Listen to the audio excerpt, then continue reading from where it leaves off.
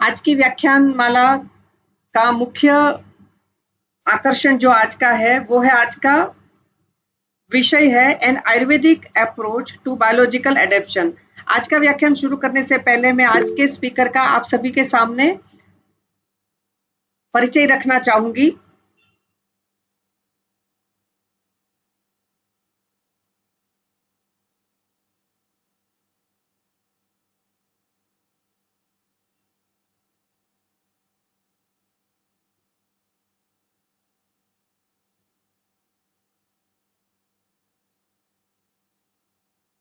वैद्य Smita Dutta Paul, आपने अपनी graduation की पढ़ाई SNPA government Ayurvedic college Raipur से पूरी की है। यूनिवर्सिटी पंडित रविशंकर यूनिवर्सिटी 2002 में आपने पोस्ट ग्रेजुएशन कंप्लीट की है रोग निदान एवं विकृति विज्ञान में national institute of Ayurveda Jaipur से 2007 में। और आपने अनेक नेशनल इंटरनेशनल सेमिनार्स में पार्टिसिपेशन किया है, बहुत सारी वर्कशॉप में भी पार्टिसिपेशन किया है। 30 रिसर्च पेपर्स आपने डिफरेंट नेशनल, इंटरनेशनल और UGC अप्रूव्ड रिसर्च जर्नल में आपके लेख छपे हुए हैं। Nidanam handbook of the physiology, pathology and laboratory practical book के आप ऑथर हैं और अभी 2 पुस्तक आप लिख भी रहे हैं जो कुछ समय में आ जाएगी। आपका clinical experience more than 12 years and Nidanam Ayurvedic clinic आप भोपाल में एस्टैब्लिश किए हैं और वो उसका आप सेवाएं दे रहे हैं। इसके सिवाय आपने Acharya Setu bridge course of Sanskrit central Sanskrit university से आपने पूरा किया है और 5 star degree in the sitar SITAR sitar instrument from Indira Kala Sangeet university Khairagarh Madhya Pradesh से आपने किया है। तो मैं समझती हूँ कि आज का व्याख्यान बहुत ही अच्छा रहने वाला है और सभी पार्टिसिपेंट्स को भी मैं कहना चाहूंगी कि जितने भी लोगों ने आज ज्वाइन किया है, तो मैं पहले भी ये विषय आप सबके सामने उठाती रही हूँ कि सिर्फ रोगों को उतना ही समझना कि इस योग को इस रोग में लिख सकते हैं, इसके साथ साथ ये बहुत ज्यादा जरूरी है कि हमने वो योग क्यों डिसाइड किया, शरीर में कैसी कंडीशंस दोष धातु मल की थी जिनके कारण से इस योग ने यहाँ काम किया और आगे कभी इसी योग को कहाँ लिख पाएंगे और कहाँ ये योग काम नहीं करेगा। मैं समझती हूँ कि रोग विकृति विज्ञान का जो ये पहलू है बहुत ज्यादा स्ट्रॉन्ग है और मैं समझती हूँ कि जिनको बेसिक प्रिंसिपल्स या रोग निदान और विकृति विज्ञान की इन बातों का पता होता है, जो समझते हैं, कहीं ना कहीं रोग विषयक जितिय वाली बातों को समझते हैं जहां प्रकृति का वर्णन है, अथवा तो जो षड्विध उपक्रम को समझते हैं, संचय प्रकोप प्रसर स्थान संश्रय, तो मुझे लगता है कि वो बहुत अच्छे चिकित्सक होते हैं। तो मैं सभी से निवेदन करना चाहूंगी कि सामान्य रूप से उन चीजों में ही ज्यादा इंटरेस्ट लेना से भी ज्यादा अच्छा है कि हम आयुर्वेद को तब लोगों के सामने सबल रूप में ला पाएंगे कि जब हम इन मूलभूत विधाओं को अच्छी तरह से समझे। तो आज के स्पीकर का मैं हार्दिक स्वागत करती हूँ वैद्य स्मिता जी, और आज के व्याख्यान के लिए आपको आमंत्रित करती हूँ। Over to you doctor Smita जी।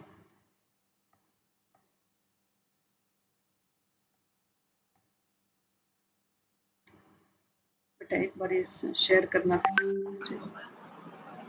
नमस्कार मैडम। हाँ जी, नमस्कार डॉक्टर साहब। नमस्कार। जैसे देखो यहाँ पे आज उपस्थित सभी स्टूडेंट्स, शायद मेरे सीनियर्स भी हैं, जूनियर्स भी हैं, सारे टीचर्स को मेरा प्रणाम। मैं शत नमन करती हूँ धन्वंतरी आदि देव को, जिन्होंने आयुर्वेद जैसी बहुत अमूल्य निधि हमें प्रदान की, जिसका संबंध केवल रोग से नहीं है, उनका संबंध स्वस्थता के साथ भी है।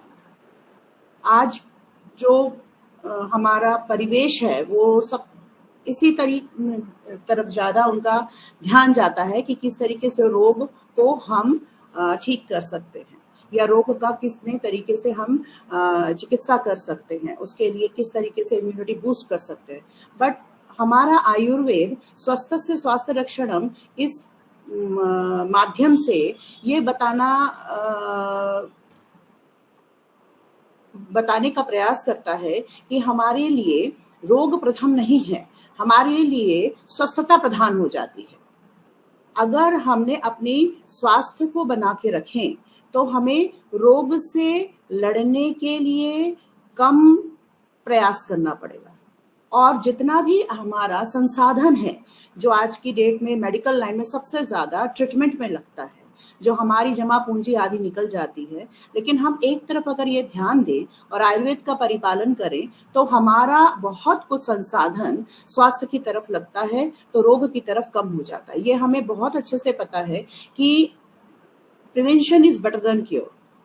जितना आप अपने दिए गए ईश्वर के द्वारा दिए गए इस 5 भौतिक शरीर की रक्षा कर पाते हैं, उतना ही आप परमात्मा को प्राप्त करते हैं। ये एक स्पिरिचुअल थॉट्स है, और जो कि अगर हम आज की डेट में परिपालन करना चाहें तो हमारा medical science, modern medical science इसमें कहीं हद तक असक्षम है, क्योंकि स्पिरिचुअलिटी को प्लस नहीं करता, और ना ही वो स्वास्थ्य में जो पर्टिकुलरली स्वस्थता को बनाए रखने के लिए या नेचुरल इम्यूनिटी को बूस्टिंग करने के लिए उनके पास में इस तरीके के कोई भी टूल्स नहीं है। उनके पास टूल्स अगर हम देखें, हमारे शरीर के सप्त धातुएं हैं जो धारण करने का कार्य करती हैं, वह सारे अष्ट बिंदुआत्मक ओज पर आधारित है। ओज ही हमारी शरीर की इम्यूनिटी होती है, और उसके माध्यम से हम शरीर की स्वस्थता की ओर आगे बढ़ते हैं। इस ओज को बनाए रखने के लिए हमें नेचर की तरफ भी ध्यान रखना पड़ता है, और इसका संबंध हमें आयुर्वेद बताता है कि किस तरीके से हम नेचर के थ्रू, प्रकृति के माध्यम से हम अपने शरीर के उस नेचुरल इम्यूनिटी को पा सकते हैं, इसलिए उसका नेचर नाम दिया गया है। और इसका उल्लेख आयुर्वेद से ज्यादा कहीं अच्छा हमें किसी भी चिकित्सा ग्रंथ में नहीं मिल सकता। जिस तरीके से हम आज की डेट में किसी भी व्याधि के नेचुरल को छोड़ के एक्वायर्ड इम्यूनिटी के ऊपर ज्यादा प्रेशराइज करते हैं, वैक्सीनेशंस के ऊपर या मेडिसिन के ऊपर करते हैं, उतना अगर हम नेचुरल इम्यूनिटी के ऊपर करें जिसका संबंध नेचर के साथ में है, तो आई थिंक मुझे लगता है कि हम उससे आज की जिंदगी से ज्यादा बेटर लाइफ जी सकते हैं। और हम ये देखते भी हैं कि हमारा लाइफ स्पान कहाँ 100 के ऊपर था और कहाँ 70 और 70 से 50 में आ गया। अगर 50 में अगर हम अभी देखें तो हम बहुत से हार्ट अटैक के पेशेंट्स बहुत आराम से 50-55 के बीच में देख चुके हैं जिनका कि लाइफ स्पान ही 55 ईयर्स हो चुका है। कहाँ 70 था और अब कहाँ 50-55 के बीच में आके सिमट रहा है धीरे धीरे। इसी को आज मैं थोड़ा एलाबोरेट कर रही हूँ कि किस तरीके से हम इस परिप्रेक्ष्य को, जो नेचुरल इम्यूनिटी है हमारी, किस तरीके से हम नेचर के माध्यम से हम बूस्टअप कर सकते हैं। और हमारे आयुर्वेद में जो बायोलॉजिकल अडेप्टेशन की बात कही गई है वो कहीं हद तक हमें आज की डेट में यूज करना भी चाहिए, क्योंकि स्वस्थता हमारे लिए इम्पोर्टेंट है। रोग की उत्पत्ति के को उतना ना ध्यान में रखते हुए हमें स्वास्थ्य को बना के रखना और उस नॉर्मल जो हमारा नेचुरल इम्यूनिटी है उसको बना के रखना बहुत जरूरी है। तो मेरा आज का टॉपिक है an Ayurvedic approach to biological adaptation, जैविक अनुकूलन के लिए एक आयुर्वेदीय दृष्टिकोण। मैडम, क्या मैं इसको अपने से स्लाइड शेयर कर सकती हूँ? सॉरी,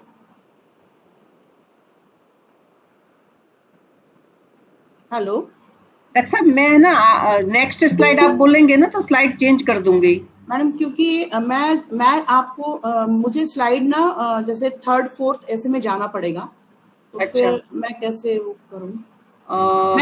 मैं स्लाइड शेयर कर रही हूँ, आप एक बार देखो। मैंने एक्चुअली शेयर कर रखी है डॉक्टर साहब, आपको दिख नहीं रही? मुझे दिख रही है मैडम। अच्छा जी, ठीक है, आप कर लीजिए, मैं यहाँ से हटा देती हूँ। हाँ, मैंने मेरी शेयरिंग हटा देती हूँ। जी जी जी। हाँ, एक बार देखिए। नहीं, अभी तो दिख नहीं रही डॉक्टर साहब।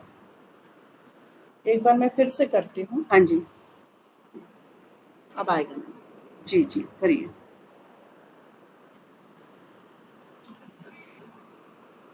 अब दिख रही है? अभी नहीं दिख रही डॉक्टर साहब। पहले तो शेयर हो गई थी, सबसे पहले हमने की थी ना 6 बजे से पहले, तब हो हाँ गई। हाँ, मैं फिर से एक बार करती हूँ। अब दिख रही है मैडम? हाँ जी दिख रही है जी जी जी जी, विजुअलाइज, यस। हाँ हाँ, ओके ओके। तो जो मेरा टॉपिक है वो है जैविक अनुकूलन के लिए एक आयुर्वेदीय दृष्टिकोण।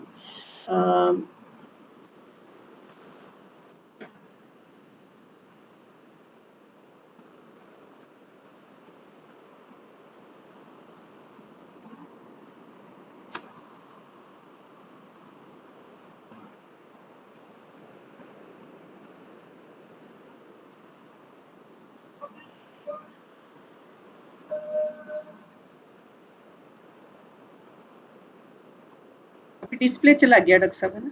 हाँ, मैं एक जी जी।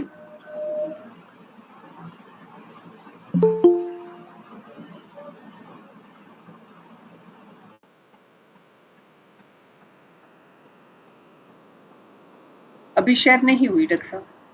हम्म,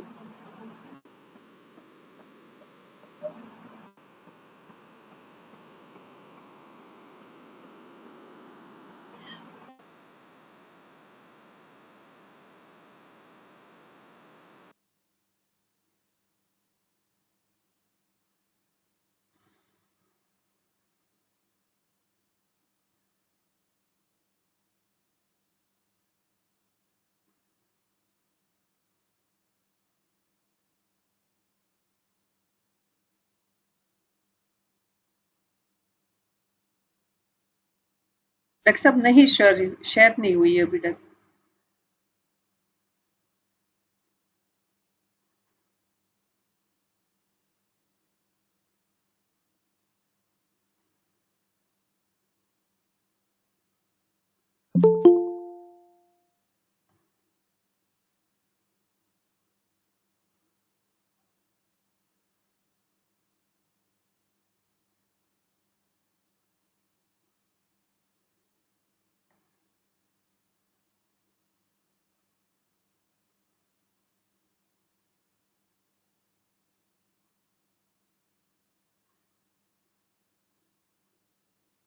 हाँ जी, अब हो गई, अब हो गई।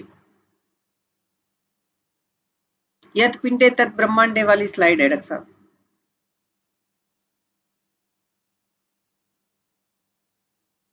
डॉक्टर साहब आप म्यूट है डॉक्टर साहब।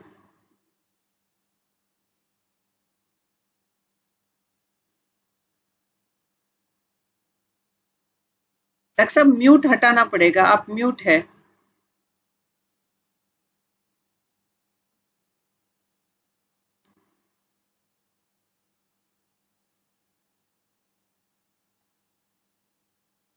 यहाँ से हम अनम्यूट नहीं कर सकते हैं बेटा, पता नहीं उनको सुन रहा है कि नहीं सुन रहा है। दिख रहा है मैडम? हाँ जी, हाँ जी, अब आ रहा है? हाँ जी, हाँ जी आ रहा है। हेलो, हाँ जी आ रहा है डॉक्टर साहब। स्लाइड अच्छा, स्लाइड शो हुआ? स्लाइड शो हुई थी फिर चली गई।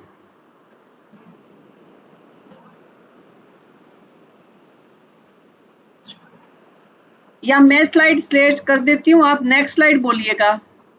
विंडो में जाना पड़ेगा, एक मिनट। थोड़ा सा सेलेक्ट करना।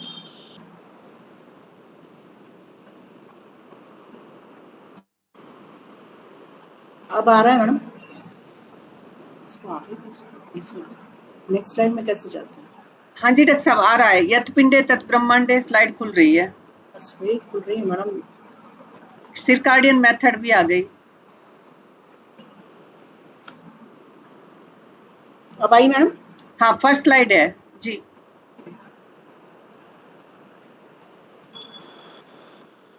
शुरू से करो।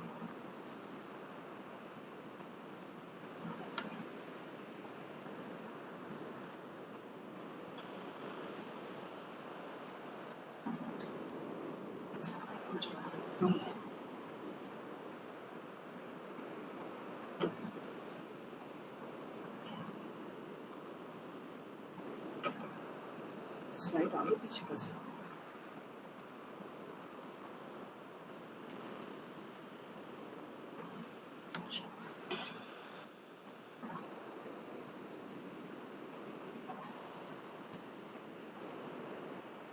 अच्छा, उसमें से मैनेज करना।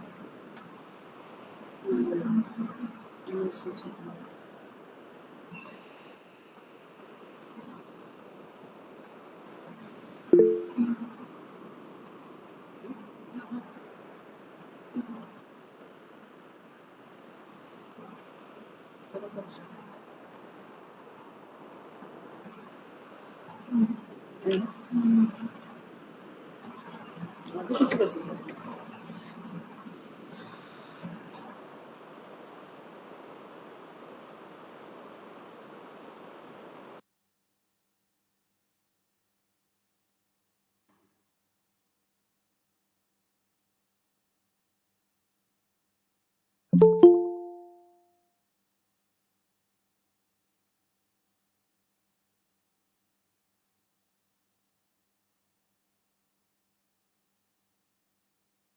डॉक्टर साहब डिस्प्ले चला गया है ना, अभी तो स्लाइड दिख रही थी, फिर से डिस्प्ले चला गया है।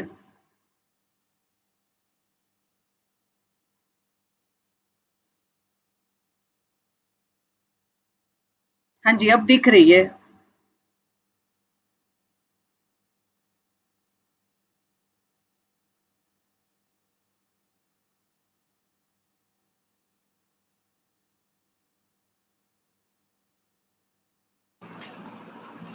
हाँ जी डॉक्टर साहब, जी आप डॉक्टर दिख रहे साहब। हैं? हाँ जी, हाँ जी, स्लाइड शो हो रही है और आपकी आवाज भी। जी, अच्छा, शुरू करिए। हाँ जी, हाँ जी, ओवर टू यू डॉक्टर साहब। हाँ जी।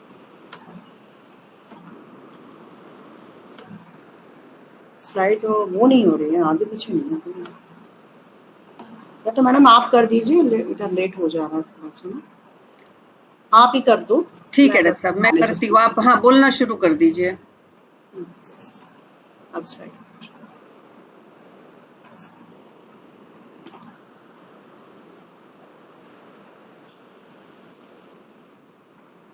ठीक है डॉक्टर साहब, दिख रही है? हाँ मैडम दिख रही है। जी जी, आप मुझे स्लाइड नेक्स्ट स्लाइड बोलिएगा तो मैं कर दूंगी उसको, है ना? ओके ओके जी जी आप हाँ फर्स्ट इंट्रोडक्शन वाली सेकंड स्लाइड में ले लीजिए। जी जी डॉक्टर साहब। यहाँ हम शुरुआत कर रहे हैं कि हम किस तरीके से अपनी स्वस्थता को प्राप्त कर सकते हैं। तो स्वस्थता को प्राप्ति करने के लिए हमें इम्यूनिटी के ऊपर, या जिसे हम ओज कहते हैं, शरीर की शक्ति के ऊपर ही हमें ध्यान केंद्रित करना पड़ेगा। और इसके लिए हम आमतौर पर जो माध्यम यूज करते हैं, प्रयोग में लाते हैं, वो होता है औषध, आहार और विहार। औषध की आवश्यकता हमें चिकित्सा के परिप्रेक्ष्य से होता है। आहार की आवश्यकता हमें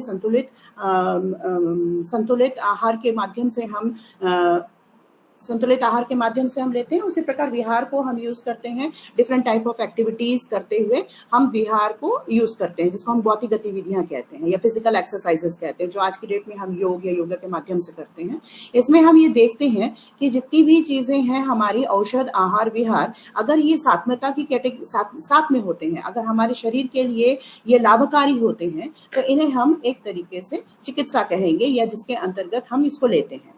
यदि औषध, आहार, विहार ये असाथ में हो जाते हैं या हमारे लिए ये प्रतिकूल परिस्थितियां उत्पन्न करते हैं, तो इन्हें हम निदान या हेतु कहेंगे, जो कि हमारे शरीर के लिए असाथ में होते हैं। Next ma'am.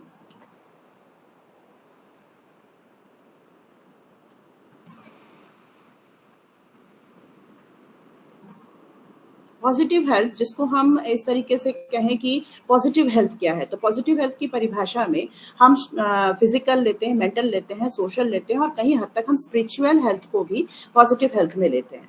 हमारे संहिताओं में पॉजिटिव हेल्थ के लिए कई को प्राप्त करने के कई माध्यम बताए गए हैं, जिसमें से एक माध्यम तो हम अच्छे से जानते हैं, जिनको कि हमने मात्रा स्थिति अध्याय में पढ़ा है, दिनचर्या और रात्रिचर्या का वर्णन। उसी प्रकार ऋतुचर्या, ऋतु संधिचर्या का भी वर्णन आता है। हमारे शरीर में जितने भी दोष, धातु, मल की स्थिति बनती है, वो हमारे शरीर के प्रकृति के कारण बनते हैं, और उसी प्रकार ही हमारी स्वस्थता को बनाए रखने के लिए उनका भी पालन पोषण करना अनिवार्य होता है, जो कि हम प्रकृति के माध्यम से करते हैं। और यह प्रकृति हमें दिनचर्या, रात्रिचर्या, ऋतुचर्या और ऋतु संधिचर्या के माध्यम से हमें करने का एक अवसर प्रदान करती है। Next ma'am. यहाँ हम जो माध्यम कह रहे हैं कि प्रकृति के माध्यम से होता है, तो ये हमारे आयुर्वेद में, इवन हमारे आयुर्वेद जो कि हमारे अथर्ववेद का पाठ है, और अथर्ववेद में वैदिक परंपरा में या पौराणिक परंपरा में ये पहले से ही बताया गया है कि यत पिंड तत् ब्रह्मांडे, अर्थात हमारे पिंड में जो कुछ भी है वो ब्रह्मांड में भी है, और जो ब्रह्मांड में है वही पिंड में है। जिसका सबसे अच्छा एग्जाम्पल हमें हमारे एक श्लोक में बनता है, जिसमें हम कहते हैं विसर्गादान विक्षेपई सोम सूर्य अनिलास्थता धारयंती जगत देहम कफ पित्त अनिलास्थता। जिस प्रकार से ब्रह्मांड में सोम है, सूर्य है और अनिल है, उसी प्रकार हमारे शरीर को धारण करने वाले हमारे कफ, वात और पित्त है। यही इस सूत्र का वर्णन शारीर स्थान 5वें अध्ययन चरक में बहुत अच्छे से किया गया, जिसमें कहा गया है यावंतो ही लोके मूर्तिमंतो भाव विशेषः तावंत विषय पुरुषे यावंतः पुरुषे तावंतो लोके, जो कि पुरुषो अयम लोक संहिता सूत्र के अंतर्गत आता है। और उन्होंने बहुत अच्छे से वहां पर इस चीज को समझाया है कि किस प्रकार से एक पिंड में जो घटनाएं घटती हैं, जो सूर्य और चंद्रमा के और वायु के कारण से होती है, वही ब्रह्मांड में भी वही घटनाएं होती हैं। इसका सामंजस्य स्थापित करते हुए बताया गया। नेक्स्ट स्लाइड में यहाँ पर हम जो यत पिंडे तत् ब्रह्मांडे की कल्पना को बता रहे हैं, वो यत ब्रह्मांडे और तत् पिंडे में जो सामंजस्य, इक्विलिब्रियम बनना है, उसके लिए जो माध्यम बताए गए हैं वो हमारा सबसे पहला आता है दिनचर्या। क्योंकि हमारे दिन की जो शुरुआत होती है वो हम दिनचर्या से प्रारंभ करते हैं, जो सूर्योदय के बाद से स्टार्ट होती है और सूर्य अस्त तक रहती है। ऐसे ही रात्रिचर्या का जो उल्लेख किया गया है, वो रात्रिचर्या सूर्य अस्त के बाद से लेकर के दूसरे दिन के सूर्योदय तक के माध्यम से चलती है। इसी प्रकार से 2 ऋतुओं के मध्य में, मतलब 2 महीनों के बाद में जो तीसरा महीना आता है, उनके बीच का जो संधि काल पड़ता है, उसको हम ऋतु कहते हैं, ऋतु संधि कहते हैं। यहाँ ऋतुओं में भी वर्णन बताया गया कि ऋतुचर्या कैसे करनी है, और उन संधि कालों में भी बताया गया है कि ऋतु संधि चर्या हमें किस तरीके से करना है। यहाँ पहला हम जो पॉइंट उठा रहे हैं वो है हमारा दिनचर्या।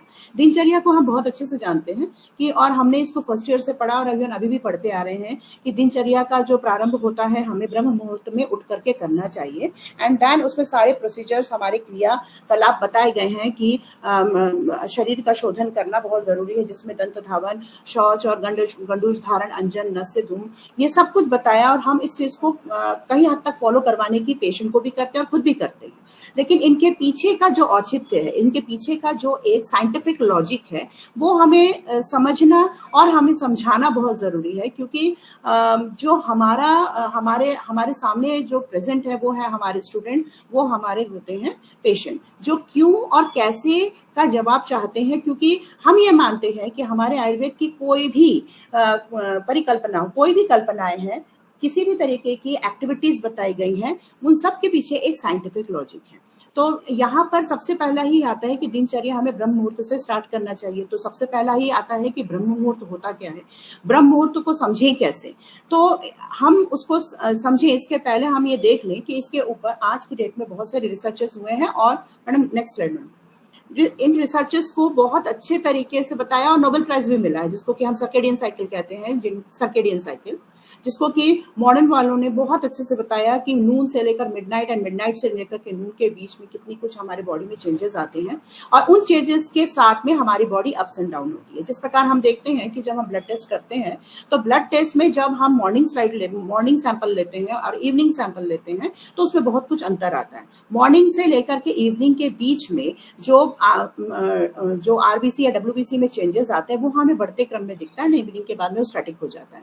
इसलिए जो भी सैंपल हम आमतौर पर बोलते हैं, वो सुबह अर्ली मॉर्निंग बोलते हैं, जो खाली पेट लेते हैं, जो कि ओरिजिनल होता है हमारा। तो यही चीज हमारे वात पित्त कफ के साथ भी चलता है, जिसका कि हमारे शास्त्रों में पहले से उल्लेख कर दिया गया है। और अभी ये सर्केडियन रिदम के नाम से बहुत पॉपुलर हो रहा है, और इस पर रिसर्च किया गया, उस पर बहुत आज की डेट में बातचीत होती है। लेकिन हमारा जो आयुर्वेद, हमने जो पहले कह दिया था कि दिनचर्या का उल्लेख है और उसके हिसाब से हमें काम करना चाहिए, उस पर भी हमें ध्यान केंद्रित करवाना चाहिए। Next madam, next slide. आप ये सर्केडियन रिदम का ये साइकिल देख सकते हैं, जिसमें कि नून से लेकर के जब हम मिडनाइट की तरफ जाते हैं तो किस तरीके से हमारे बॉडी में कोऑर्डिनेशन किस तरीके का रहता है। अगर हम 2 बजे की सुबह देखते हैं तो डीपेस्ट स्लीप की स्थिति बनती है, और उसके बाद में जैसे 7:30 का आता है आपका मेलेटोनिन सिक्रेशन स्टॉप हो जाता है। देन बाउल मूवमेंट आपका 8:30 के आसपास स्टार्ट होता है, जो कि हम अपान वायु का काल इस बीच में बोलते हैं, 6 से लेकर के 7-8 बजे के बीच में। देन हाईएस्ट आपका अलर्टनेस होता है 10 o'clock के बीच में, 10 to 12 के बीच में आप वर्किंग स्पेस में जाते हैं, वर्क करते हैं, बहुत कुछ इस तरीके से। देन 12 के बाद में आपका कोऑर्डिनेशन बेस्ट बहुत अच्छा होता है, 15 आपका मतलब 3:30 के आसपास आपका फास्टेस्ट रिएक्शन टाइम होता है। देन इसके बाद आपका मेटाबॉलिक रेट धीरे धीरे घटता है, क्योंकि आप थकते हैं और आपका जो बॉडी टेम्परेचर वो घटता हुआ चला जाता है। इस प्रकार से मेलेटोनिन सिक्रेशन स्टार्ट हो जाता है आपका 10 के आसपास। ये मेलेटोनिन जो है ये सर्केडियन रिदम को पूरा मेंटेन करता है। आप ध्यान से देखिए तो मेलेटोनिन सिक्रेशन का एक टाइमिंग बताया, जो मैं आगे आपको क्लियर करूंगी, कि इस सर्केडियन साइकिल का बेस पॉइंट ही मेलेटोनिन है, जिसको कि हम बायोलॉजिकल पेस मेकर कहते हैं। देन आगे चले ma'am, next slide, next slide ma'am. यहाँ आप देख पा रहे हैं, मुझे अभी यहाँ पर डिस्क्राइब करना है आपको ब्रह्म मुहूर्त। What is the meaning of ब्रह्म मुहूर्त? ब्रह्म मुहूर्त को डिफाइन करने के लिए आपको सबसे पहले ये समझना पड़ेगा कि what is the meaning of मुहूर्त। तो मुहूर्त को समझने के लिए आपको 48 मिनट्स लेने पड़ेंगे, और ब्रह्म मुहूर्त का जो काल होता है वो सेकेंड लास्ट मुहूर्त, सेकेंड मैडम इसमें आप 11th स्लाइड को ऑन करेंगे, 11th स्लाइड। ओके, यहाँ पर आप देखेंगे कि अहोरात्रि के हिसाब से हमने यहाँ पर मुहूर्त देख रहे हैं। मुहूर्त कितने बताए गए? एक दिन के अंदर हमारे 30 मुहूर्त होते हैं, जिसमें एक मुहूर्त आपका होता है 1 से लेकर के जो 15-14वां मुहूर्त होता है वो दिन के मुहूर्त होते हैं, जिसके नाम बताए गए रुद्र, आही, मित्र, पितृ, वसु, वराह, विश्वदेवा, विधि, सप्तमुखी, पुरुहूत, वाहिनी, नक्तकंकरा, वरुण, आर्यना और भग।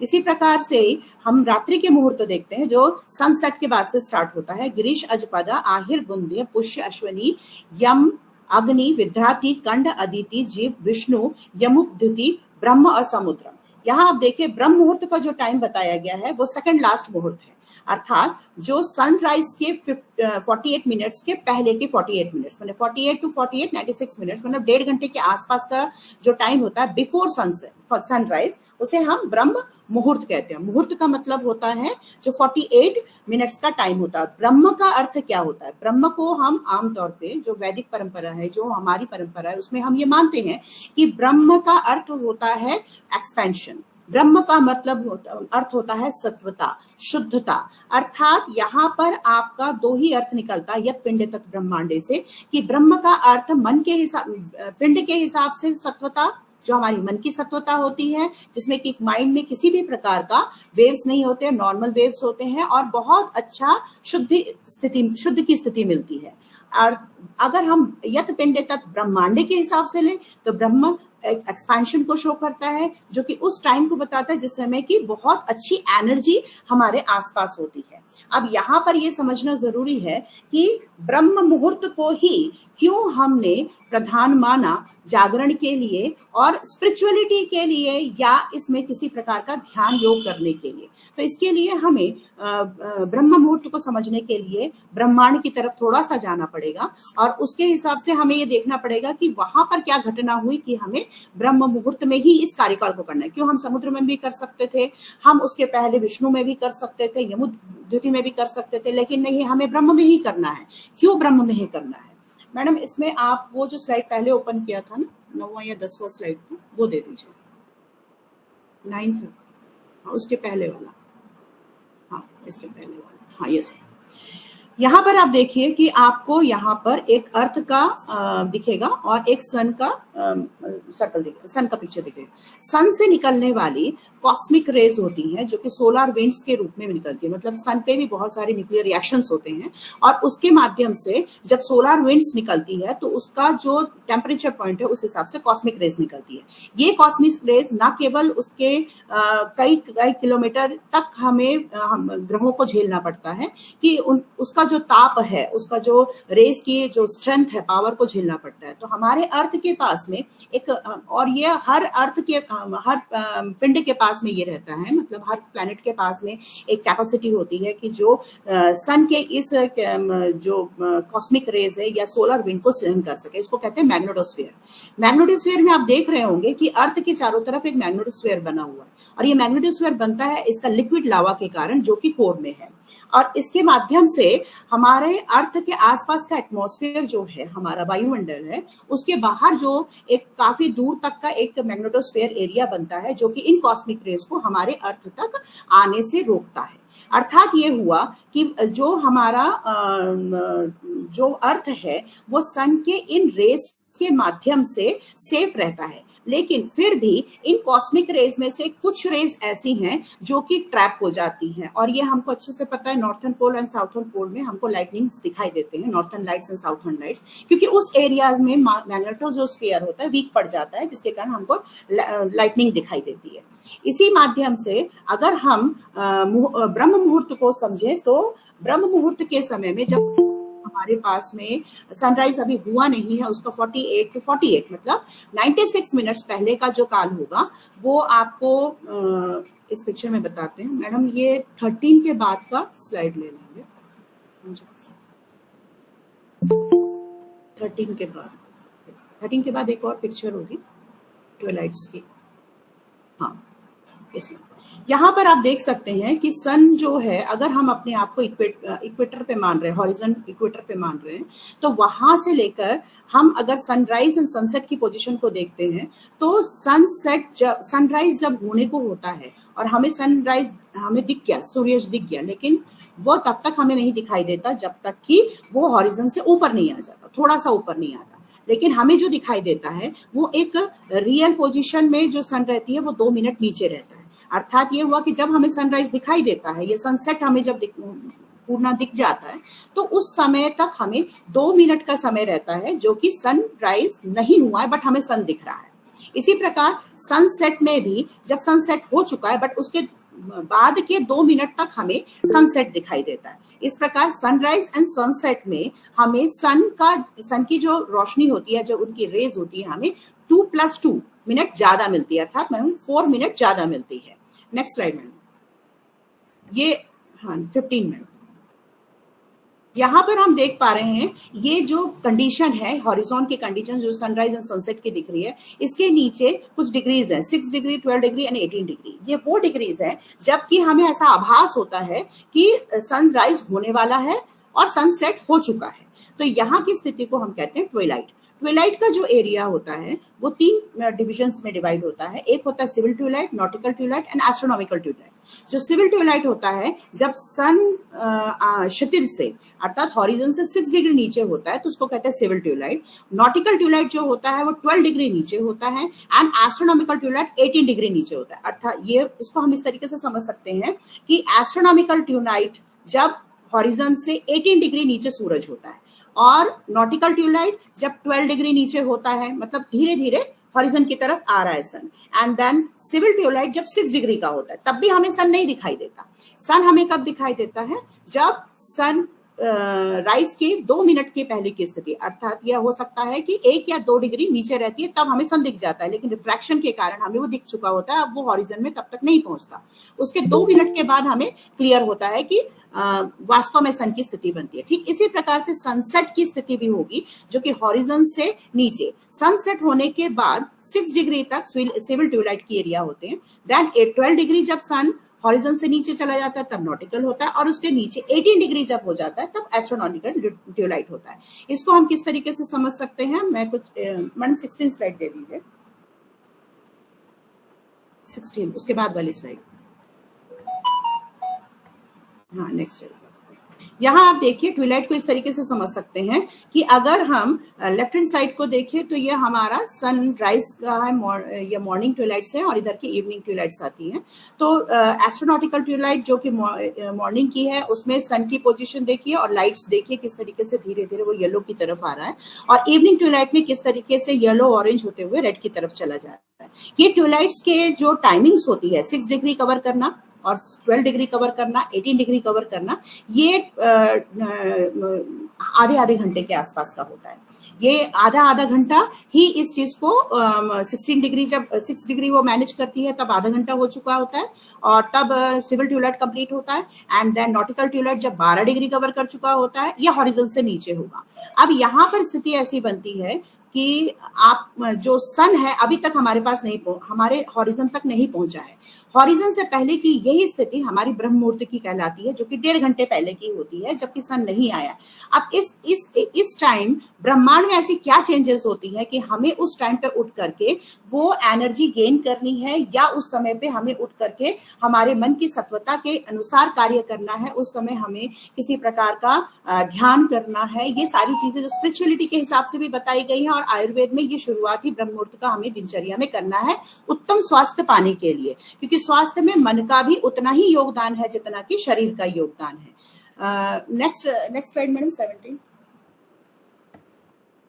यहाँ पर आप ट्यूलेट्स के जोन्स देख सकते हैं, क्योंकि हर जगह पर सनराइज और सनसेट एक समान नहीं होता है। तो आप देखिए जहां पर आपको लाइट्स दिखाई दे रही है वो सिविल ट्यूलाइट, वहां पर आपका जहां अंधेरा हो रहा है वहां से नॉटिकल ट्यूलाइट, और अंधेरा हो चुका है वो एस्ट्रोनॉटिकल ट्यूलाइट में आता है। ये नासा का ही पिक्चर है जो इल्यूमिनेशन बताया गया है। बहुत अच्छे तरीके से इसको आप समझ सकते हैं कि किस तरीके से सन एक्सपोजर है जहां पे, एंड देन उसके बाद से सिविल ट्यूलाइट, उसके बाद आपका नॉटिकल ट्यूलाइट, एंड देन एस्ट्रोनॉटिकल ट्यूलाइट जो कि अंधेरे की तरफ चला गया। नेक्स्ट स्लाइड में यहाँ आपको यत पिंडे तत् ब्रह्मांडे को समझने में आसानी होगी कि यहाँ बहुत सारे विंडो, नहीं मैम 17 18 वाला, हाँ यहाँ पर आप 18 में यहाँ पर आप देखिए कि बहुत अच्छे कुछ पिक्चर्स के थ्रू मैं इसको समझाने की कोशिश किया है कि जो कॉस्मिक रेज हमारी तरफ आ रही है, जो सोलर विंड के थ्रू हमारे पास में कॉस्मिक रेज आई, वो हमारे एटमॉस्फेयर से होते हुए हमारे अर्थ तक पहुंचनी है, और अर्थ से में हम स्थित है तो हम तक पहुंचेगी। यहाँ पर आप देखिए कि कुछ विंडोज बने हुए जिसमें से रेडियो वेव्स पूरी की पूरी रेडिएट होकर के हमारे अर्थ के एटमॉस्फेयर को क्रॉस करके हम तक पहुंच रही है। इसी प्रकार से आप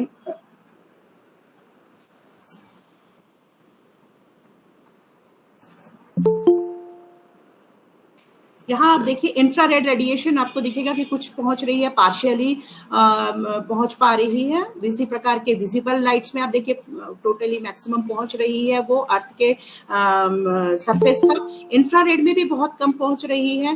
एक्सरे और गामा रेस के लिए कोई भी विंडो नहीं है जो कि हमारे एटमॉस्फेयर को क्रॉस करके हमारे अर्थ तक पहुंचे।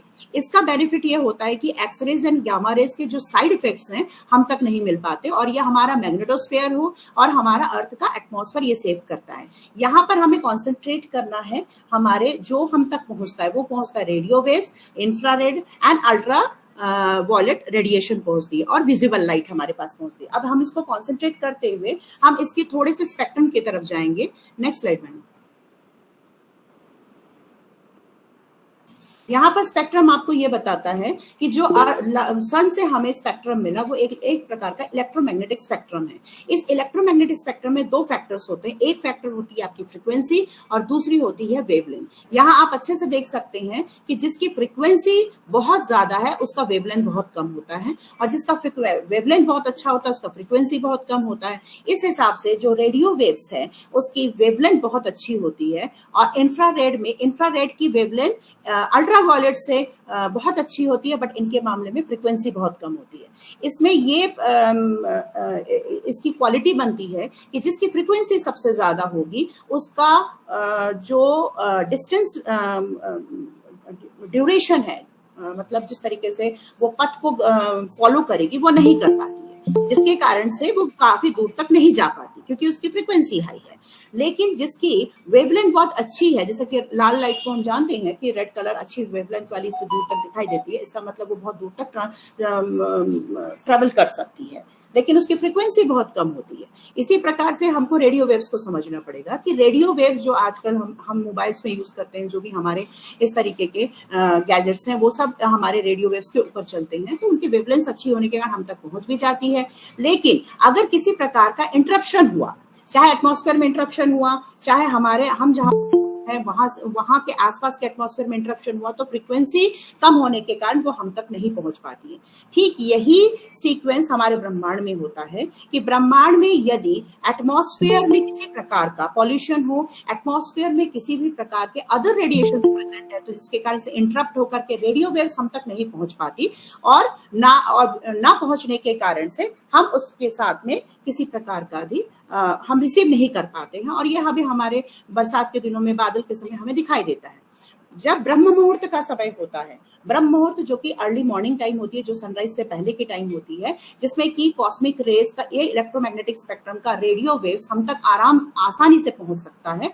और उस समय पे हमारे पास में जो हमारा शरीर भी एक इलेक्ट्रोमैग्नेटिक स्पेक्ट्रम डिलीवर करता है, उस समय भी हमारी स्थिति सात्विक बनती है।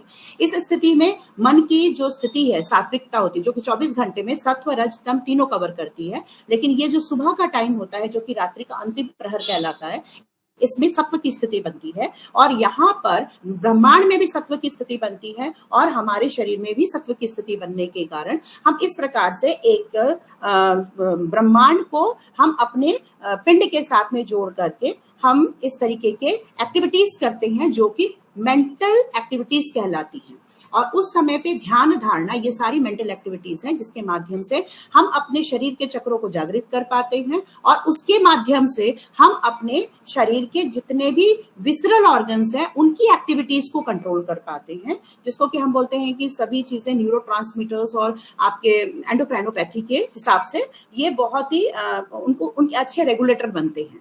और अगर हम यही ब्रह्म मुहूर्त के बाद की स्थिति देखते हैं, जबकि सनराइज हो चुका होता है, तब पूरा का पूरा स्पेक्ट्रम हमारे पास में होता है और एटमॉस्फेयर में किसी न किसी तरीके से पॉल्यूशन भी कवर हो जाता है, और ये रेडिएशन जिसकी फ्रीक्वेंसी कम होती है वो हम तक नहीं पहुंच पाती है। यही कारण है कि ब्रह्म मुहूर्त में ही हमें जागरण करके ध्यान करने की के प्रैक्टिस को ज्यादा प्रेशराइज किया गया है। इसके ऊपर की स्लाइड में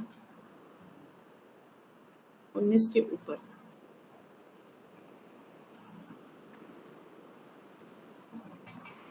उन्नीस के ऊपर की मैम,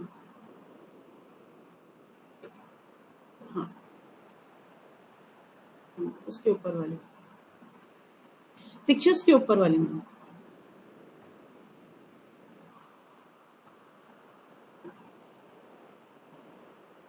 पिक्चर्स के ऊपर वाले और ऊपर वाली, हाँ इसके ऊपर वाली, जो पिक्चर्स के ऊपर वाली है, प्रहर बताया है जिसमें, वो बता रहे हैं पिक्चर्स के ऊपर वाली।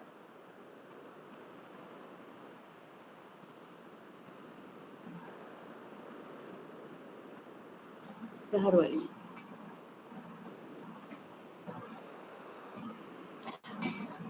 हाँ प्रहर वाली, हाँ बस बस, हाँ यस।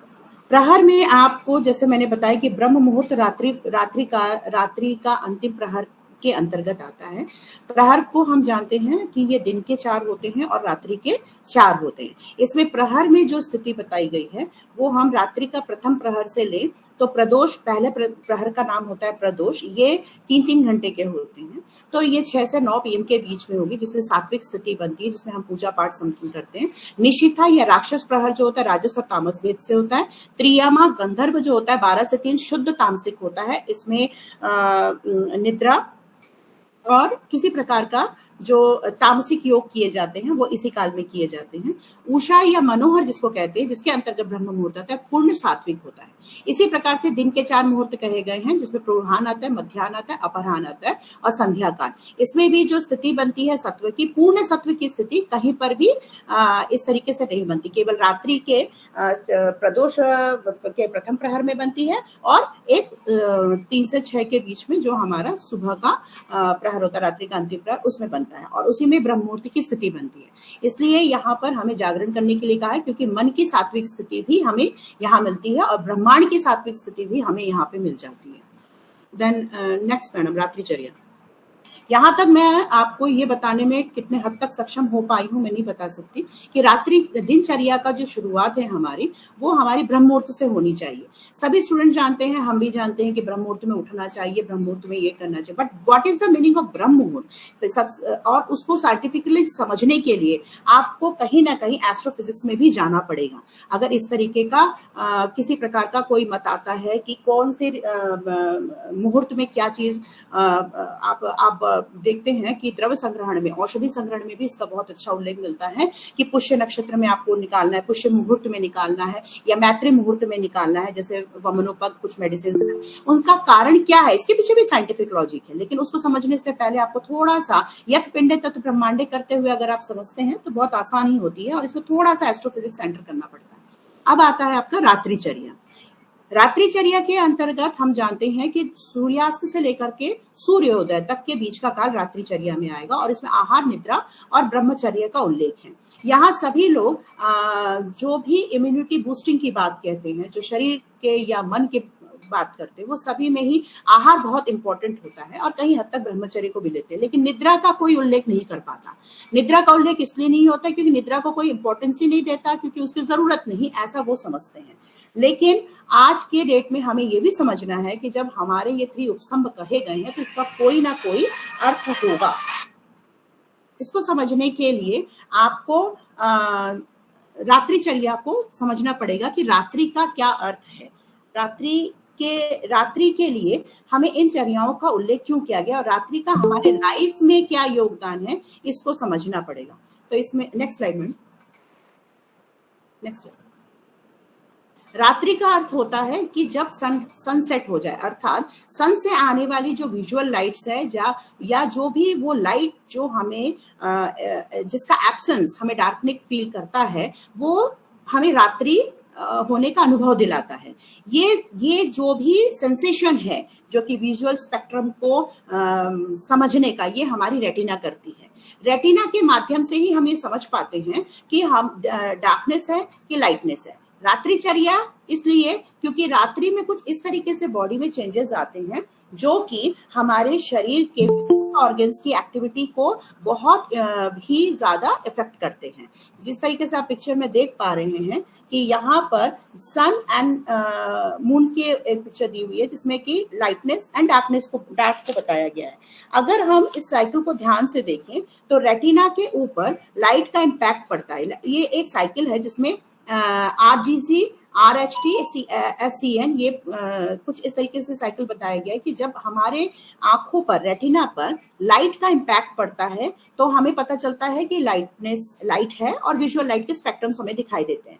इसका एक इम्पल्स जो कि हम बोलेंगे इलेक्ट्रोमैग्नेटिक इम्पल्स, न्यूरल इम्पल्स में कन्वर्ट किया जाता है जो कि रेटिनल गैंग्लियनिक सेल्स के थ्रू होता है और वो जाता है RHT को, जिसको कहते हैं रेटिनो हाइपोथैलेमिक ट्रैक्ट, RST को जाता है और ये RST SCN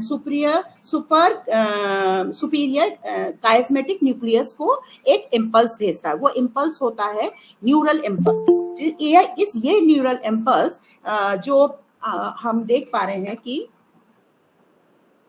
हाँ, ये न्यूरल जो इम्पल्स है ये हमारे बॉडी में पीनियल बॉडी को कवर करेगी, या तो पीनियल बॉडी को कवर करेगी, जो पीनियल बॉडी हमारी मेलेटोनिन के लिए बहुत इंपॉर्टेंट होती है।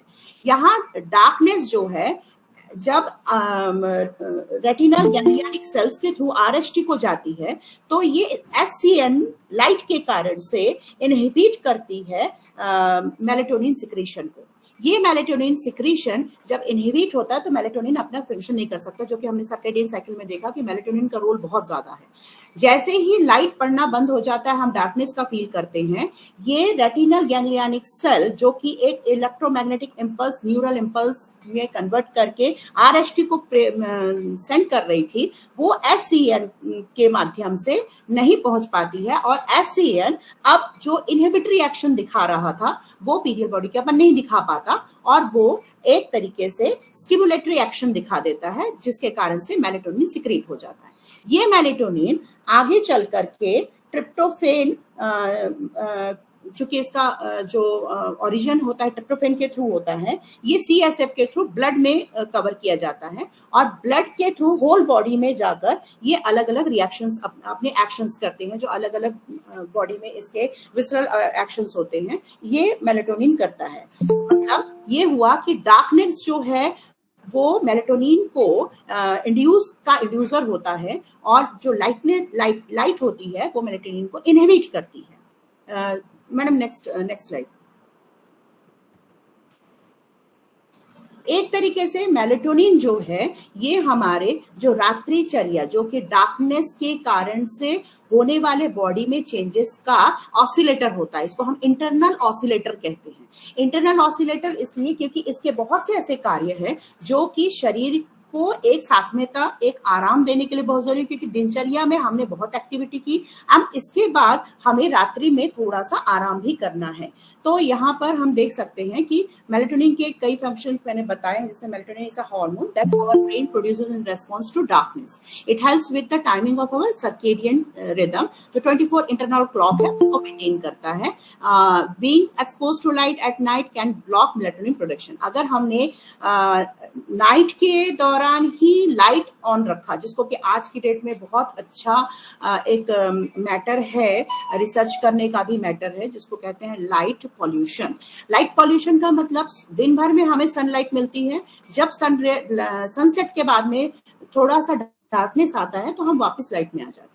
आप ये सोचें कि किस तरीके से हम दिन भर अपने आप को मेटाबॉलिक एक्टिविटी को बढ़ा रहे हैं और एक समय जबकि ब्रह्मांड हमें ये कह रहा है कि अब थोड़ा रेस्ट करने का टाइम है, हम अगेन लाइट ऑन करके लाइट पॉल्यूशन के थ्रू हम मेलेटोनिन को सिक्रीट नहीं होने दे रहे हैं। तो इसके कारण से मेलेटोनिन की प्रोडक्शन में ब्लॉकिंग होती है। इनका इम्पैक्ट हम आगे देखते हैं कि मेलेटोनिन इस तरीके से लाइट पॉल्यूशन के कारण से मेलेटोनिन का फंक्शन जो ब्लॉक हो जाता है, उसके कारण से बॉडी में बहुत से एक्टिविटीज नहीं हो पाती है या एक्स्ट्रा एक्टिविटी हो जाती है।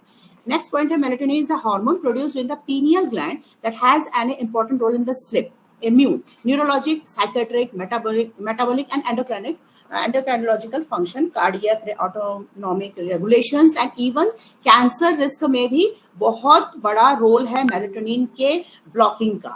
In animals, cortisol, control of seasonal rhythmicity including reproduction, आपका हाइबरनेशन, ये सारे जितने फंक्शनिंग होती है मेलेटोनिन के थ्रू होते हैं। ये हाइबरनेशन तो बहुत अच्छा एग्जांपल है कि एनिमल्स में समझने के लिए, उन एरियाज में, पोलर एरियाज में जहाँ की वो हाइबरनेशन में चले जाते हैं।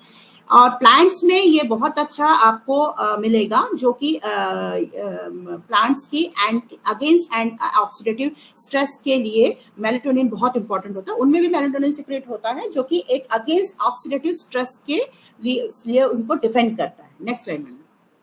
तो मेलेटोनिन का फंक्शन अगर हम यहाँ देखें तो हमको दिखाई देगा कि ये एंटी इंफ्लेमेटरी एक्शन देता है, एंटी ऑक्सीडेटिव फंक्शंस देता है। ये सारे रिसर्चेस किए जा चुके हैं। इम्यूनोमॉड्यूलेशन करता है, कार्डियो प्रोटेक्टिव रिएक्शंस देता है, सर्केडियन साइकिल मॉड्यूलेटर है, सबसे इंपॉर्टेंट मैंने पहले ही बताया, और फिक्सिंग डीप डिसफंक्शन को, स्लीप जो डिसफंक्शन होता है उसको वो मेंटेन करता है, मेटाबॉलिज्म रेगुलेशन करता है। इसको साधारण भाषा में भी समझा जा सकता है कि कोई मशीन अगर कंटिन्यू चल रही है तो कभी ना कभी उसे थोड़ा रेस्ट की जरूरत पड़ती है उसको बैकअप लेने के लिए। हमारी बॉडी जो हमारे संहिताओं में बताया गया कि दिनचर्या करें, रात्रिचर्या करें, उसमें निद्रा का उल्लेख बताया गया, हम उसको स्किप कर जाते हैं। हम आहार पे ऊपर लेते हैं, आहार, ब्रह्मचर्य और निद्रा को तो हम भूल ही जाते हैं। यहाँ पर निद्रा का कॉन्सेप्ट बहुत इंपॉर्टेंट है कि लोगों को अपनी इम्यूनिटी को बढ़ाने के लिए, क्योंकि जब तक बॉडी रिस्टोर नहीं होगा, अपनी एनर्जी को रिस्टोर नहीं करेगा, तब तक वो नेक्स्ट कैसे चलेगा। इसके लिए हमें निद्रा के कॉन्सेप्ट को बहुत अच्छे से समझना होगा, इवन समझाना भी होगा कि जिस प्रकार से आपके इम्यूनिटी के लिए डाइट इंपॉर्टेंट है, उसी प्रकार से स्लीप भी बहुत इंपॉर्टेंट है। क्योंकि स्लीप, सोने से क्या हो जाएगा, सोने से यही कि मेलेटोनिन सिक्रेट होता है जो कि आपका इंटरनल ऑसिलेटर है और सर्केडियन साइकिल का मॉड्यूलेटर है। तो इस चीज से हम देख सकते हैं कि कई सारे इसके फंक्शंस बताए गए हैं। नेक्स्ट मैम, ऋतुचर्या। यहां तक हमने देखा कि दिनचर्या में ब्रह्म मुहूर्त का क्यों उल्लेख किया गया है, और वहां पर आपको समझ में आ रहा है कि यहाँ सन है तो सन एनर्जी देता है। रात्रिचर्या में सन सनसेट की तरफ है और मून का आपको राइजिंग दिखाई देती है। मून का उल्लेख ही आया है कि शरीर में सोम मतलब कफ की स्थिति को बनाना, और मन का संबंध चंद्रमा से है। जब तक शरीर पे मन की सामंजस्यता नहीं बैठेगी, जब तक शरीर और मन दोनों स्वस्थ नहीं होंगे, तब तक हम किसी भी माध्यम से इम्यूनिटी को, जो कि नेचुरल इम्यूनिटी कहते हैं, उसको हम गेन नहीं कर सकते हैं। और इसके लिए इसमें हम अब तीसरा पक्ष लेते हैं आपका ऋतुचर्या। ऋतुचर्या आप लोग सभी को पता है कि ऋतुचर्या मतलब 2 महीनों के बीच का जो समय होता है वो ऋतु होती है। जैसे 12 महीने होते हैं तो 12 महीने में हर 2 के ऋतुएं होती हैं। इन ऋतुओं का संबंध हमारे शरीर से होता है, क्योंकि मैं फिर वही कह रही हूँ कि पुरुषो अयम लोक संहिता, मतलब जिस प्रकार से ब्रह्मांड में है वैसे पिंड में भी है। तो जिस प्रकार से पृथ्वी, ये ऋतु का कारण क्या है, यहाँ मैं वापस आपको एस्ट्रोफिजिक्स में लाऊंगी, क्योंकि मैं ये मानती हूँ कि आयुर्वेद अथर्ववेद का उपवेद है और वेद विज्ञान है। तो विज्ञान में किसी भी प्रकार से कोई भी पार्शियलिटी नहीं होनी चाहिए कि हम इसके अंदर ये नहीं पढ़ेंगे। हर विज्ञान दूसरे विज्ञान से जुड़ा हुआ है।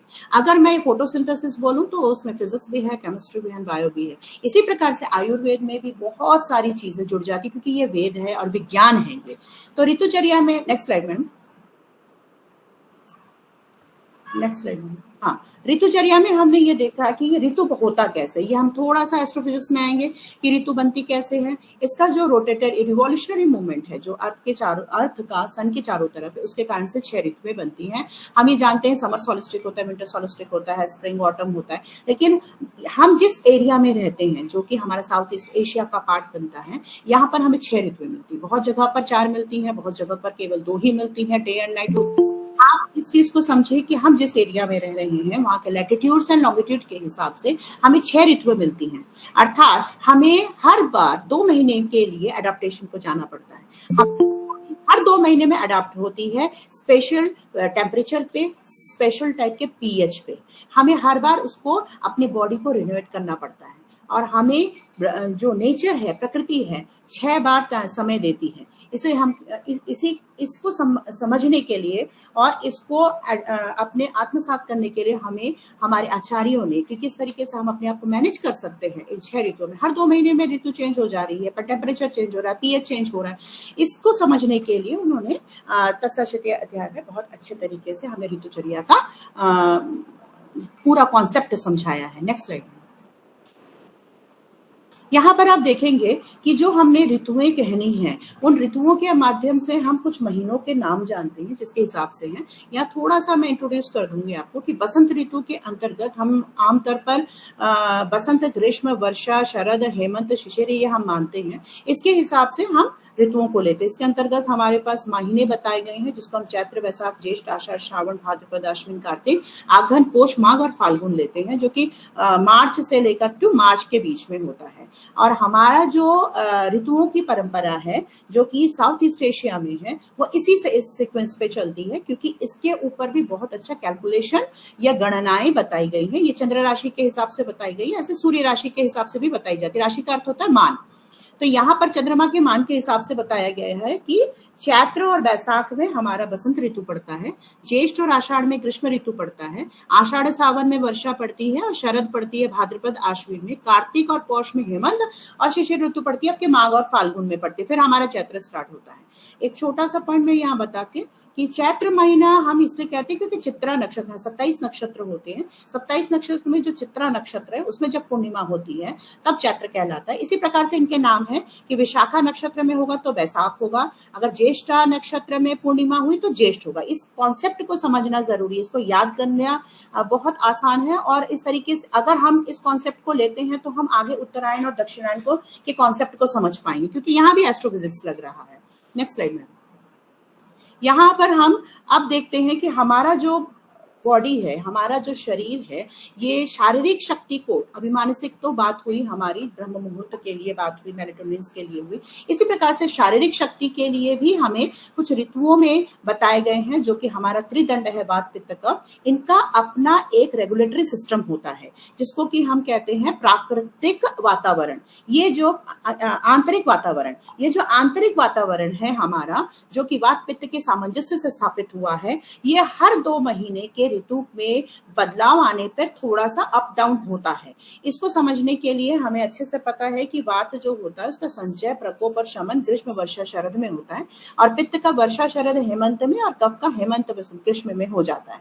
इस तरीके से हमारे शरीर में जो 12 महीने में वात पित्त कफ की उलटफेर होती है, जिसके कारण कि हमारी जो प्रकृति, इंडिविजुअल प्रकृति है, जिसको हम प्रत्यात्म नियतता प्रकृति कहेंगे, वो स्टेबल हो पाती है। किसी का वात प्रकृति होता है, वात पित्त प्रकृति होती है, किसी के पित्त वातात्मक प्रकृति होती है, तो उन प्रकृतियों का भी एक तरीके से रिस्टोरिंग होती है इन महीनों में, और हमको ऋतुचर्या के माध्यम से इस इम्यूनिटी को पाने के लिए हमें उन ऋतुचर्या का पालन करना चाहिए। और कुछ हद तक कुछ प्रॉब्लम्स आती है, जैसे कि प्रकोप काल में आना है तो उसको मैनेज करना होता है, क्योंकि प्राकृतिक जो व्याधि क्षमत्व होता है, जिसको कि हम नेचुरल इम्यूनिटी कहते हैं, उसमें कुछ हद तक प्रॉब्लम्स आ सकती है, जिस प्रकार से कि आर्टिफिशियल इम्यूनाइजेशन में होता है। फॉर एग्जाम्पल मैं आपको बताऊं कि जैसे BCG का टीका लगता है या DPT का टीका उस बच्चे को लगता है, 1 दिन का बच्चा होता है BCG वाला, उसको टीका लगता है तो उसको फोड़े आते हैं, उस आम पे आता है, तो मदर को ये कह दिया जाता है कि बहुत अच्छा है, कोई बात नहीं, अच्छा बन रहा है, इस तरीके से बनना चाहिए, एंड वो ठीक हो जाएगा, तो वो उसकी इम्यूनिटी आ गई। DPT का जब उसको टीका लगता है तो उसको बहुत फीवर आता है, हाई ग्रेड फीवर आता है, फिर भी हम पेरेंट को ये समझाते हैं कि नहीं, उसको बुखार आएगा और सब कुछ होगा और सब कुछ अच्छा होगा।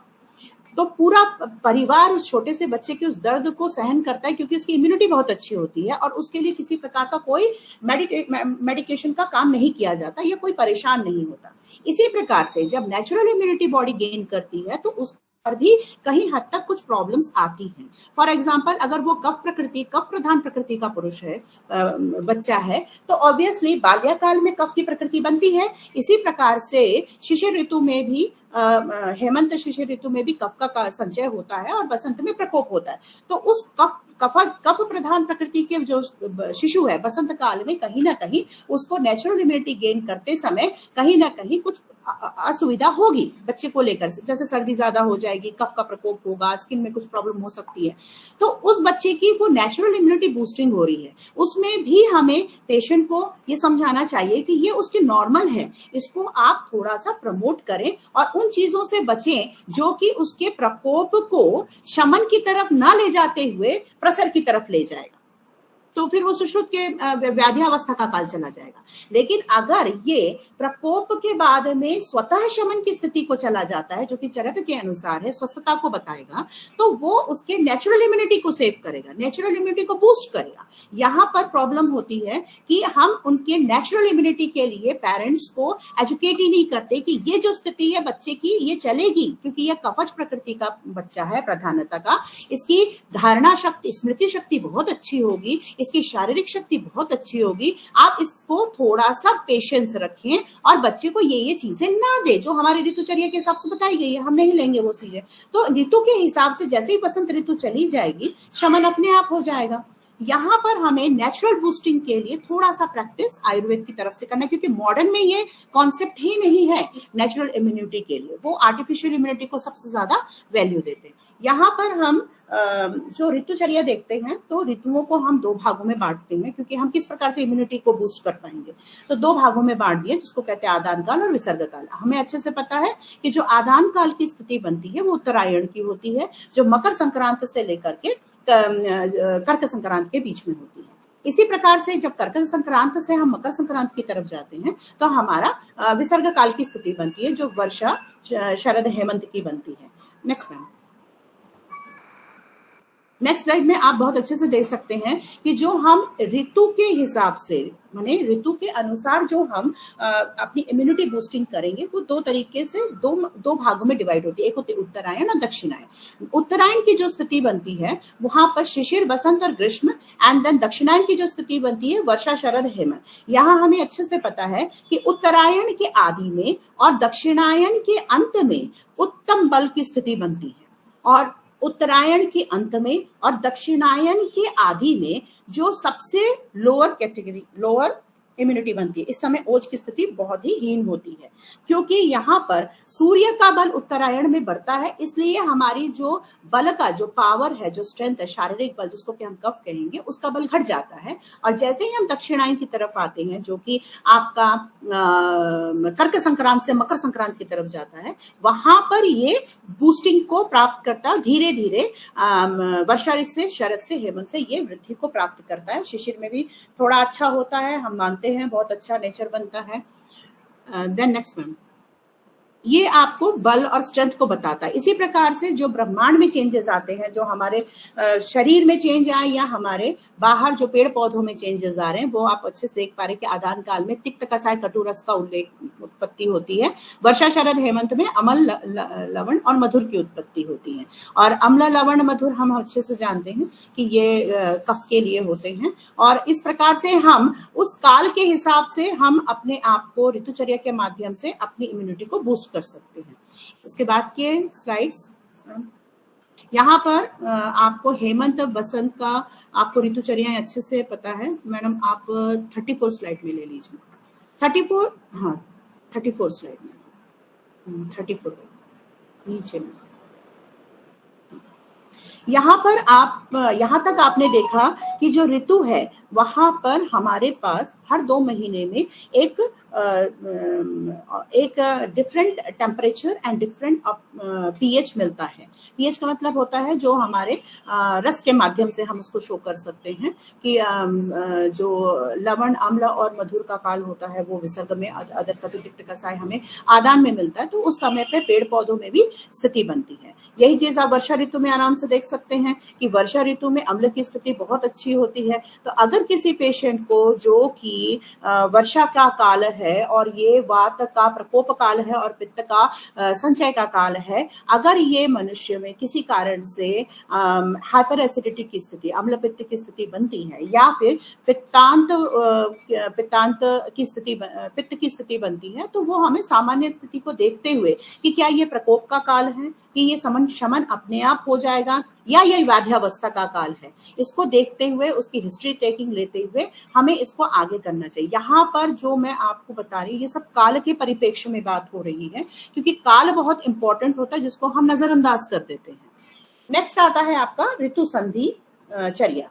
तो ऋतु संधि चर्या के अंतर्गत आप देखेंगे कि आपको ये अच्छे से पता है कि ऋतु संधि क्या चीज होती है। 2 ऋतुओं के बीच की संधि ऋतु संधि कहलाती है। जो जाने वाले ऋतु के आपके 7 दिन होते हैं और इधर के आने वाले ऋतु के 7 दिन होते हैं, जबकि टेम्परेचर और पीएच चेंज होना है और बॉडी पहले से ही मेंटेन्ड है। जैसे कि हम गाड़ी चलाते हैं, स्पीड रहती है और अचानक ब्रेक लग जाता है, अचानक उसके मूवमेंट में ब्रेक लग जाता है, मोशन में ब्रेक लग जाता है, तो हमारी बॉडी गिर जाती है या हमारी बॉडी डिसबैलेंस हो जाती है। ठीक उसी प्रकार से हमारा शरीर भी जब एक टेम्परेचर पे चलता है और एक पीएच पे चलता है, जो कि हमें बाहर के खान पान से भी मिल जाता है, तो हमारी बॉडी एक ही लाइन पे रन करती है। लेकिन अचानक आपका ब्रेक लग गया, जैसे ग्रीष्म ऋतु के शिशिर ऋतु आई और बसंत आई और अचानक गर्मी आ गई, तो आपका अचानक जो बॉडी का मेटाबॉलिक एक्टिविटी है उसके मोशन पे ब्रेक लग गया। तो इस कंडीशन में आपको हमारे आचार्य ने ये बहुत अच्छे से बताया कि हमें अचानक नहीं कोई चीज को स्टार्ट करना है, हमें धीरे धीरे स्टार्ट करना है। उसके लिए उन्होंने ऋतु संधिचर्या बताई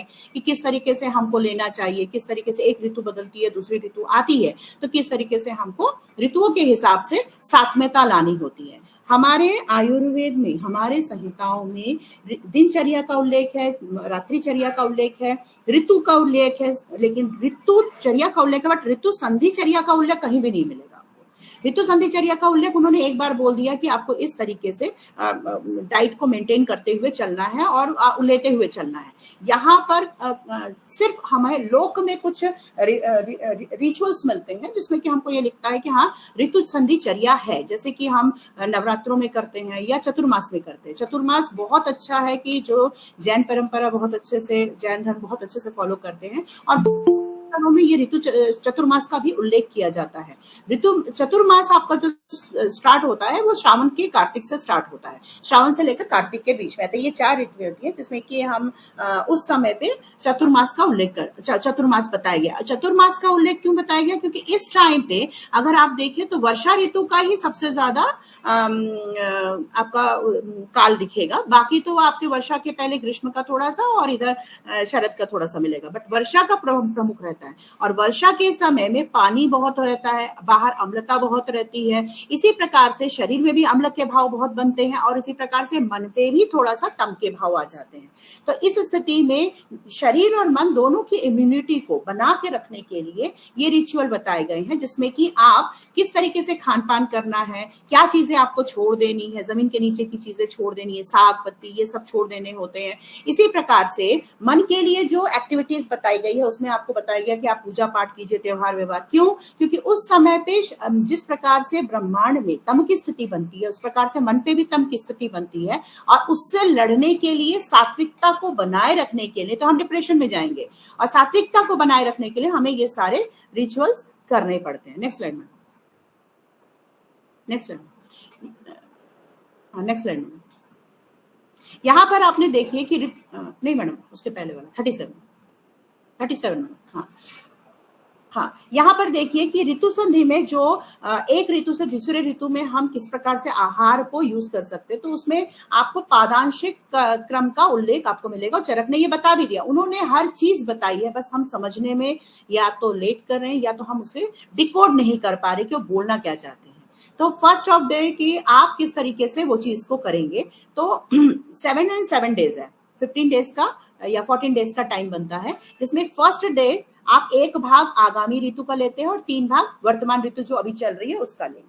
देन आप 2 से 3 दिनों तक 2-2 भाग करके करेंगे, 2 भाग आने वाली ऋतु का और 2 भाग जाने वाली ऋतु का लेंगे। इसका 4, 5, 6 दिन होता है जिसमें 3 भाग लेते हैं और 1 भाग लेते हैं, 7 दिन फिर 4 भाग लेते हैं जो आगामी ऋतु का होगा। मतलब आगे का जो 7 डेज होगा आने वाली ऋतु का हो जाएगा। इसका मतलब ये पहले के जो 7 दिन होते हैं उसमें हम आगे पीछे कर सकते हैं। यहाँ पर कुछ मतांतर भी है। नेक्स्ट स्लाइड में यहाँ पर आपको, हाँ नेक्स्ट स्लाइड में, उसके बाद 39 यहाँ पर आपको ये बता दे कि जो ये पादांशिक क्रम का बताया, जैसे मैंने आपको यही बताया कि एक गाड़ी चलते चलते अचानक रुक जाए तो हमारा बॉडी डिसबैलेंस हो जाता है। ठीक इसी प्रकार से एक ऋतु, एक पीएच चल रहा है और एक टेम्परेचर चल रहा है, अचानक वहां पर ब्रेक लग जाए और अचानक वो आहार आप लेना बंद कर दे तो बॉडी का मेटाबॉलिक एक्टिविटी में भी इस तरीके से डिसबैलेंसिंग हो जाती है। तो उसको अचानक ना बंद करके हम धीरे धीरे करते हैं, जिससे कि हमारी बॉडी की इम्यूनिटी को भी एक टाइम मिल जाता है। और आप ये चीज को देख सकते हैं कि जब आमतौर पर बसंत ऋतु के आसपास में जो हाइव्स निकलते हैं, जिस तरीके से आप बोलोगे शीत पित्ती निकलती है, वो उसका कारण भी क्या होता है, एलर्जी कंडीशन करके, allergy condition, allergy, what is the meaning of allergy condition? Hyper sensitivity. Hyper sensitivity क्यों है? क्योंकि इम्यून, हमारी बॉडी के इम्यून को पता ही नहीं है कि किसके लिए रिएक्शन करना है और किसके लिए नहीं करना है। जिसके लिए नहीं करना है उसके लिए ज्यादा कर लिया हमने। तो ये जो कहे हम कि इम्यून की भी एक बुद्धि होती है, वो बुद्धि यहाँ काम करना बंद कर देती है। तो यहाँ पर ऋतुचर्या में बहुत अच्छा बताया गया है कि आप ऋतुचर्या, ऋतु संधिचर्या के माध्यम से ये जो चेंजेस, वेरिएशंस है, टेम्परेचर वेरिएशंस है, इसको किस तरीके से आप मैनेज कर सकते हैं। Next slide. यहाँ पर कुछ आपको, हाँ यहाँ पर आप एक चीज और बताएं कि बता रहे हैं कि यम दृष्टा काल का उल्लेख है आपकी किसी भी संहिता में, चरक सुश्रुत में बहुत कम आपको ऋतु संधिचर्या के बारे में बताया गया और नहीं बताया गया। लेकिन यम दृष्टा काल जो शारंगर ने बताया, शारंगर संहिता में बहुत कुछ ऐसी चीजें हैं जो थोड़ा सा आयुर्वेद को अलग लुक देती है। अगर हम देखें तो उन्होंने ये बताया कि कार्तिक मास और माघ शेष की जो संधि अवधि है उसमें यम दृष्टा काल बनता है जो 16 दिन का होता है। मैंने कार्तिक महीने का 8वां और 8 दिन माघ शेष का, मतलब ये वो ऋतु संधि है। ऋतु संधि 6 होती है जिसमें से कार्तिक और माघ शेष की जो होगी, यहाँ पर हमको इस तरीके से एक मिलेगा कि 16 दिन का एक मिलेगा, जहां पर कि हमें थोड़ा सा शरीर को स्वस्थता की ओर लेके जा रहे हैं, यहाँ थोड़ा ध्यान देने की जरूरत है। बाकी जगह पे ध्यान उतनी ना भी दे तो भी चलेगा, थोड़ा बहुत आगे पीछे हो जाता है, लेकिन यहाँ बहुत ज्यादा ध्यान देना कि नहीं तो इसको हम यंत्र दृष्टा काल करें। शारंगधर ने बहुत अच्छे से बताया। नेक्स्ट। देन इसके बाद कई रिसर्चेस बताए गए हैं। इन रिसर्चेस में जो नेचर कम्युनिकेशन के रिसर्चेस बहुत अच्छे हैं, और मैंने कुछ आपको डिस्प्ले भी कर रही हूँ, जिसमें ये बताने का कि मौसम का मतलब एटमॉस्फेयर का, जो सीजन्स का हमारे बॉडी पे क्या इम्पैक्ट पड़ता है। तो कई रिसर्चेस हुए हैं जिसमें ये शो हुआ है कि जो आपका सीजन्स हैं जिनका स्पेशल एक टेम्परेचर होता है, एक ऑप्टिमम टेम्परेचर होता है, एक ऑप्टिमम पीएच होता है, उसके कारण से हमारे शरीर में क्या चेंजेस आते हैं और क्यों चेंजेस आते हैं। उनका कारण ये था डीएनए। हमारा जो भी क्यों मैसेजेस हैं वो सब डीएनए पे कोड रहता है, और डीएनए एक ऐसा मटेरियल है जो कि उस मैसेज को कन्वे भी करता है, और दूसरा उस समय प्रेजेंट बॉडी का या सेल के मटेरियल्स के लिए भी वो रेस्पॉन्सिबल होता है। तो वहां पर जो प्रोटीन बनाने का या प्रोटीन का स्पेशली जो कि हमारी बॉडी का एक स्ट्रेंथ पॉइंट है, उसको हम जानते हैं इम्यूनिटी में भी हमारे प्रोटीन बहुत इंपॉर्टेंट होते हैं। तो यहाँ पर डीएनए के माध्यम से सीजन जो है इस तरीके के चेंजेस करते हैं, और इस पर कई रिसर्चेस किए गए। नेक्स्ट स्लाइड में। नेक्स्ट। हाँ, यहाँ देखिए रिसर्चेस में बताया कि wide spread seasonal gene expressions reverse annual differences in human immunity. ये बहुत अच्छे रिसर्चेस नेचर कम्युनिकेशंस में और भी बहुत सारे रिसर्चेस हैं इसमें बताए गए हैं। तो इसका ये है कि अगर आप इस पढ़े तो आपको पता चलेगा कि किस तरीके से जो टेम्परेचर है वो जीन के कॉइलिंग को, जो जीन है जो डीएनए है उसके कॉइलिंग को और डीकॉइलिंग को मेंटेन करता है, और वही डिपेंड करता है प्रोटीन सिंथेसिस में, और वही प्रोटीन सिंथेसिस उस सेल के लिए, उस टिश्यू के लिए, उस ऑर्गन के लिए और उस बॉडी के लिए एक इम्यूनिटी का कारण बनता है, या उसकी एक्टिविटी का या उसकी क्वालिटी का एक कारण बनता है। Next slide madam.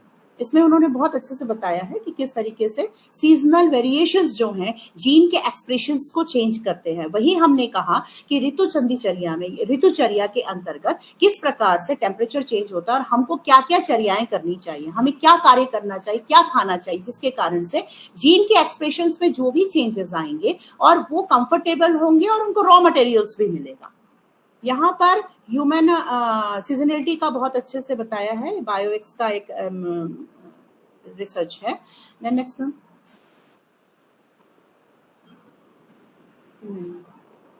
हाँ, यहाँ सेकंड रिसर्च जो मैंने लिया आर्टिकल वो पिट्यूटरी हार्मोन्स के ऊपर था। हम ये जानते हैं कि सारी मेटाबॉलिक एक्टिविटी हमारे पिट्यूटरी हार्मोन्स के ऊपर बेस्ड होती है।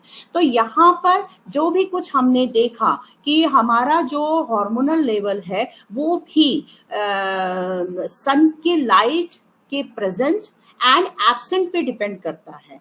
यही कारण है कि जितने भी बॉडी के एक्टिविटीज होती हैं उनका संबंध हमारे स्लीप से है, और इसी को ही आज के डेट में बोलते हैं स्ट्रेस रिलेटेड हार्मोन, या फिर स्ट्रेस से जुड़ा हुआ कोई डिसीज है। हर डिसीज आज की डेट में जो एंडोक्राइनोपैथी क्रिएट कर रही है उसका मेन कॉज भी स्ट्रेस है, चाहे वो पीसीओडी से ले ले या फिर आप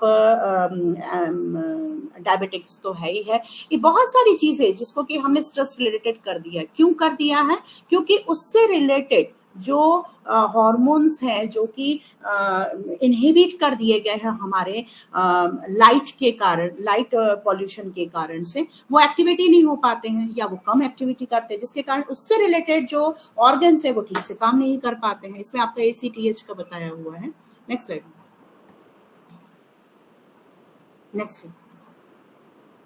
नेक्स्ट। हाँ, यहाँ पर आप हाँ वो स्लाइड का टॉपिक चाहिए। यहाँ effect of seasonal changes in day length on the human neuro endocrinal function, आपको बहुत अच्छे से ये मिल जाएगा, और बहुत अच्छा इसमें उन्होंने रिसर्च किया है और हमें जरूरत भी है क्योंकि हमारे आयुर्वेद में ये सारी चीजें पहले बता दी गई हैं, लेकिन हम उसको एक तरीके से या तो हम यूज नहीं कर पा रहे, हम इसको डिकोड नहीं कर पा रहे।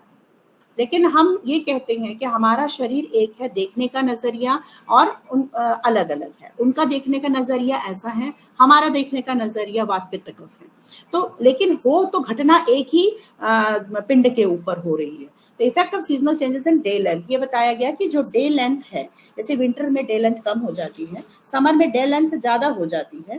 तो इस माध्यम से अगर हम देखें तो समर में मेलाटोनिन सिक्रेशन में थोड़ा सा अंतर आ जाता है, सप्रेशन की स्थिति में जाती है, और विंटर में जबकि डे लेंथ छोटा हो जाता है तो उस कंडीशन में मेलाटोनिन सिक्रेशन रेस कर जाता है। और हम ये जानते हैं अच्छे से कि विंटर हमारे लिए बहुत हेल्दी लाइफ होता है, हेल्दी सीजन कहलाता है। क्यों? क्योंकि हमारे पास में हम डे लेंथ के कम होने के कारण से ब्रह्मांड ही हमें मदद कर देती है कि डे लेंथ कम हो जाता है तो हमारी इम्यूनिटी अपने आप बूस्ट होने लग जाती है। क्योंकि एंडोक्राइनल सिस्टम को फंक्शन करने के लिए उन एंडोक्राइनल फंक्शंस को, जो एंडोक्राइंस को जो कि लाइट के प्रेजेंस में इनहिबिट होती है और डार्कनेस में स्टिमुलेट होती है, जो कि हमारे मेटाबॉलिक एक्टिविटी को मेंटेन करने के लिए बहुत जरूरी है। Next slide, conclusion. Next slide, next conclusion. यहाँ कंक्लूजन में मैं पूरा जितना भी मैं सोच पाई या मैं जो भी मैं कलेक्ट कर पाई उसके माध्यम से मैं एक ही चीज कंक्लूड कर पाती हूँ कि हमारे शरीर में हम शरीर और मन दोनों के द्वारा इम्यूनिटी को गेन करते हैं। मॉडर्न साइंस ये कहता है कि शरीर से इम्यूनिटी आती है, हम ये कहते हैं कि मन से आती है, जो कि हम कोरोना में देख चुके हैं। तो ऐसी स्थिति में हमें मन की इम्यूनिटी के लिए भी काम करना चाहिए। हमारा आयुर्वेद शरीर और मन दोनों के माध्यम से शरीर स्वस्थता को भी बताता है और रोग के आतुर अवस्था को भी बताता है, रोगी के आतुर अवस्था को भी बताता है। मतलब उन्होंने हमारा आयुर्वेद शरीर और मन दोनों को माध्यम से जहां वो स्वस्थता को बताता है वहीं पर वो रोग की स्थिति की भी चिकित्सा बताता है और इसकी भी चिकित्सा बताता है।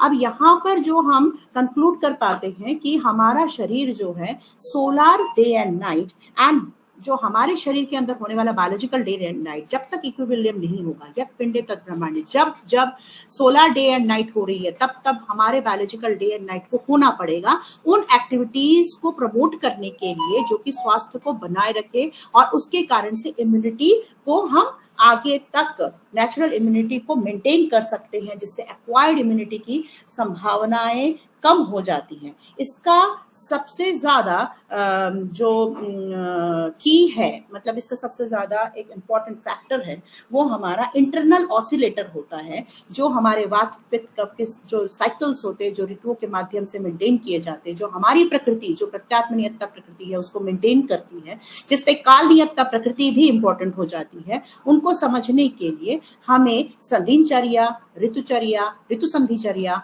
और ऋतुचर्या को बहुत अच्छे से समझना पड़ेगा। पेशेंट को भी समझाना पड़ेगा कि केवल शरीर की इम्यूनिटी आहार से नहीं हो सकती, विहार भी चाहिए, निद्रा भी चाहिए और मन का भी संदर्भ चाहिए कि मन की सात्विकता भी बनी रहे। यहाँ पर मैं सिर्फ यही कहूंगी कि अगर हमने solar day and night and biological day and night को इक्वल नहीं किया तो हम दोष धातु जो साम्यता है, मतलब की जो साम्यता है जिसको कि हम स्वस्थ का प्रतीक मानते हैं, स्वास्थ्यता का प्रतीक मानते हैं, उसे हम ना प्राप्त कर पाएंगे। Thank you.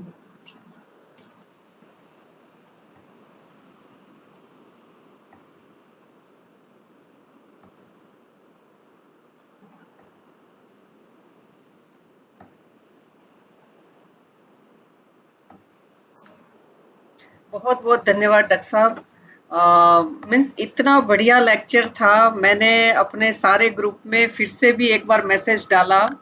करीब करीब 95, 99, 92 लेक्चर्स की संख्या रह रही थी। आज 40-45 के आसपास रही और थोड़ी 30 भी रही, मगर मैं समझती हूँ कि अगर हम आयुर्वेद के स्कॉलर इस बात को नहीं समझते हैं, है ना, जो आज एब्सेंट है, उन चिकित्सकों को या अध्येताओं को मैं कहना चाहूंगी कि बहुत बार मुझे जब मैं एमडी करने के बाद बाहर निकली और जब मैंने चिकित्सा करनी शुरू की डॉक्टर साहब, तो मेरे husband doctor Baldev Kumar basic principle of Ayurveda से हैं। जब वो शारीर स्थान का पहला अध्याय पढ़ाते थे तो मैं कहती थी डॉक्टर साहब छोड़ दो ना, पहले है ना कुछ इधर वाला पढ़ा दो, फिर ऐसे बहुत सारी बातों में मैं उनको मना करती थी कि मेरी है ना ओवेरियन सिस्ट ठीक नहीं हो रही है, इंडोमेट्रोसिस ठीक नहीं हो रहा है, पहले उसके बारे में सोचते हैं। हाँ, मगर जब मैंने सर के साथ बहुत सारे टॉपिक चक्रपाणी सहित या डलहन सहित पढ़े और मुझे वो एफिकेसी कहाँ से लेनी वो मुझे समझ में आया। और मैं समझती हूँ कि मैं बस इतनी सी बात इन्हीं सारी अध्येता और स्टूडेंट्स को बताना चाहती हूँ कि जो आंसर चाहिए ना, जो आप अब तक जिसको महत्वपूर्ण नहीं समझ रहे आयुर्वेद में, उनको पढ़ लो। हाँ, वो सर जरूर उसका आंसर दे देता है। तो मैंने एक मैसेज भी डाला, कुछ संख्या डेफिनेटली बढ़ी है उसके बाद। मगर मैं कहना चाहूंगी कि जैसे एक रिजल्ट है कि जैसे इन्हीं सारी बातों का उपयोग करते हुए एक पेशेंट और जिसका कॉन्स्टिपेशन ठीक नहीं हो रहा है ना, और फिर हमने कुछ दिया, चलो एरेंडब्रेस्ट हरितकी, कभी तरिणी कुसुमाकर, कभी दूध में घी दे दिया, कभी है ना। फिर अंत में मैंने पंचकर्म विभाग में डॉक्टर वैभव बापट सर को वो रेफर किया कि सर देखिए इसका कॉन्स्टिपेशन मेरे से ठीक नहीं हो रहा है। थोड़े दिन ठीक होता है मगर वो रीअकर है ना, फिर से हो जाता है। तो डॉक्टर साहब ने फिर वहां अनुवासन बस्ती वगैरह करके फिर थोड़ा विरेचन वगैरह देने की कोशिश की, थोड़े दिन ठीक रहा, फिर से वही। और अंत में उस विद्यार्थी अवस्था में है पेशेंट, तो उसका हमने बिफोर सनसेट खाना किया और 9 बजे सोने का कहा। कि हर हालत में आपने 1-1.5 बजे, क्योंकि विद्यार्थी है, पढ़ते रहते हैं, तो उनको मजा भी बहुत आता है, 12वीं क्लास से आदत है। तो फिर उसको सोना किया 9 बजे और सुबह 4 बजे उठिए और विदाउट एनी मेडिसिन वो बिल्कुल ठीक है, आज भी वो बिल्कुल ठीक है। तो मैं सारे चिकित्सक जो आज हम दोनों के सिवाय 33 लोग हैं, सभी से रिक्वेस्ट करना चाहूंगी कि इन चीजों का भरपूर उपयोग, आपकी दवाई क्यों काम नहीं कर रही है। काल का इम्पोर्टेंस है। हाँ, सेम डोज में। जैसे मेरे पास बहुत सारे मैसेजेस आते हैं कि मैडम पिछली बार तो इसी ने काम कर लिया था इसी डोज पे, सेम नाप है, सब कुछ है, उम्र भी लगभग 1-2 साल ज्यादा कम में क्या फर्क पड़ता है, तो क्यों इस बार क्यों नहीं हो रहा है ना। तो इन सभी का आंसर आज वाले सारे लेक्चर्स में है। डॉक्टर दुर्गावती जी का भी मैं एक बार लेक्चर याद करना चाहूंगी, जिसको हम रिकॉर्ड नहीं कर पाए थे और जब ऑफलाइन चलता था। बिल्कुल आप ही की तरह बहुत सारी बात उन्होंने स्वस्थ वृत्त के साथ, ऋतुचर्या के साथ बताई थी, वैसी वैसी आपने प्रेजेंटेशन की है, एक्स्ट्रा ऑर्डिनरी। और मैं उन सभी का नाम भी एक बार आपको बताना चाहूंगी। मोनिका गोदारा एक्सीलेंट लेक्चर, नेहा शर्मा, नीलम mode, doctor Varsha Singh, doctor Sudha ji, है ना। उसमें प्लीज 1 सेशन अगेन, है ना, एक्सीलेंट सेशन है। और doctor Sangeeta Verma, doctor Mamta, doctor Vivek Dubey, sorry doctor Vivek Singh, नहीं Varsha Singh, Vivek Dubey, doctor Seema Pandey, doctor Shivani Sharma, respected Geeta Garg madam, और मिस बहुत सारे हैं, डॉक्टर नेहा शर्मा, सबने कहा है एक्सीलेंट लेक्चर। और मैं सभी इन पार्टिसिपेंट्स का भी हार्दिक धन्यवाद करती हूँ कि आपने इतनी सराहना की और अपलिफ्टमेंट किया। और सच में मैं समझ रही हूँ कि आज जितने लोग हैं ना, वो आयुर्वेद के पिलर है ना। बाकी दीवारें इधर उधर सरक सकती है, अगर पिलर मजबूत हो तो, है ना। तो मैं समझती हूँ कि आप पिलर की तरह आयुर्वेद शास्त्र के लिए रोल अदा कीजिए। और ये मैडम, मेरे पास शब्द नहीं है, एक्सीलेंट लेक्चर है। और मैं समझती हूँ कि आपने इस ज्ञान यज्ञ में आकर जो अपनी समय और ज्ञान की आहुति दी है, तो सभी पार्टिसिपेंट्स की ओर से और विश्व आयुर्वेद परिषद के इस प्लेटफॉर्म की ओर से मैं समझती हूँ कि अमूल्य योगदान है, जिनको धन्यवाद कहने मात्र से ये खत्म नहीं होता।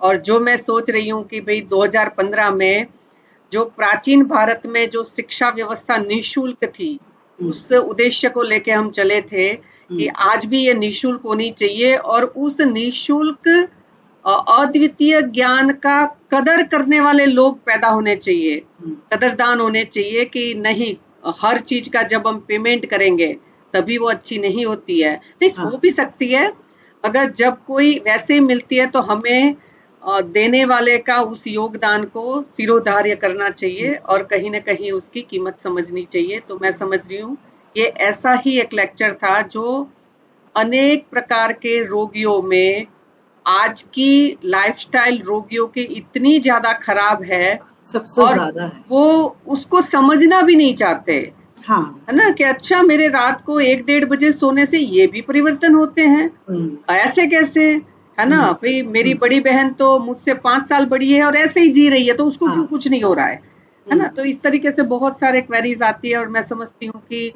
बहुत सारे ऐसे आंसर देने में हमें ये हेल्प करेगा। एक बार रिस्पेक्टेड गीता मैडम को मैं आमंत्रित करना चाहूंगी, मैडम का धन्यवाद भी करें और 2 शब्द कहकर हमारा भी मार्गदर्शन करें। Doctor Geeta ma'am.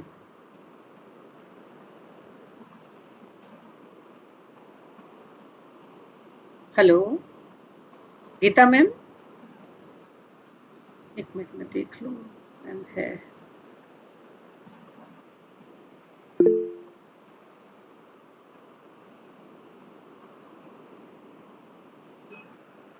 शायद मैडम लेफ्ट हो गई है, कोई बात नहीं। मैं डॉक्टर सीमा को आमंत्रित करती हूँ। डॉक्टर सीमा, आप विश्व आयुर्वेद परिषद की ओर से एक धन्यवाद ज्ञापन भी करें और तब तक मैं क्वेश्चन देख लेती हूँ, कुछ है तो।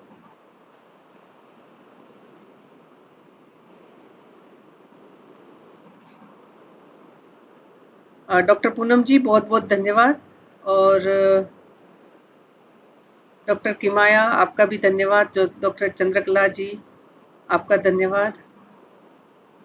हाँ, डॉक्टर हर्षिता दाइमा ने पूछा है मैम, ओकसात्म्य को समझा दीजिए एक बार। हाँ, ओकसात्म्य वो होता है, एक तो 2 कॉन्सेप्ट है, सात्म्य और असात्म्य। सात्म्य वो होता है जो हमारे लिए अच्छा नहीं होता, मतलब हमारे शरीर के लिए अच्छा नहीं होता। आप शरीर मान लें या मन मान लें, उसी प्रकार से उसका ऑपोजिट जो होगा वह असात्म्य होता है। तो सात्म्यता वो होती है जो हमारे शरीर के लिए अच्छा होता है, असात्म्यता जो हमारे शरीर के लिए अच्छी नहीं होती। कभी कभी ऐसी होती हैं चीजें कि जो हमारे शरीर के लिए अच्छा नहीं है, लेकिन फिर भी हम उसको रेगुलर यूज करते हैं और वो हमारे लिए साथ में हो जाती है, लेकिन उसका इम्पैक्ट हमारे शरीर में अच्छा नहीं होता, हमें अच्छा लगता है, उसे ओकसात्म्य कहा जाता है। और ये ओकसात्म्य को धीरे धीरे छोड़ देना ही उचित होता है, क्योंकि वो अंततः हमारे शरीर के लिए कभी अच्छी हो ही नहीं सकती, क्योंकि वो हमारे बेसिक प्रिंसिपल्स को फॉलो नहीं करती है। हम अपने मन से उस चीज को करते हैं कि हम खा रहे हैं, हम वही काम को कर रहे हैं और वो हमारे लिए बहुत अच्छा महसूस होने लग जाता है, बट हमारे शरीर के लिए अच्छा नहीं होता। इसलिए ओकसात्म्य का समझना बहुत ही जरूरी है। और इस चीज को समझने के लिए आपको अगर आप ये चीज को समझ जाएं तो जो हम चिकित्सा में प्रथम स्थान रखते हैं चिकित्सा के लाइन ऑफ ट्रीटमेंट में, निदान परिवर्जन, उसको आप पहले कर लेंगे। यहाँ पर जो मेरा लेक्चर था वो यही था कि हमने संपूर्ण निदान को, हेतु को 3 भागों में बांटा है। ये सभी को पता है, सात्म्य इंद्रिय संयोग, प्रज्ञापराध और परिणाम।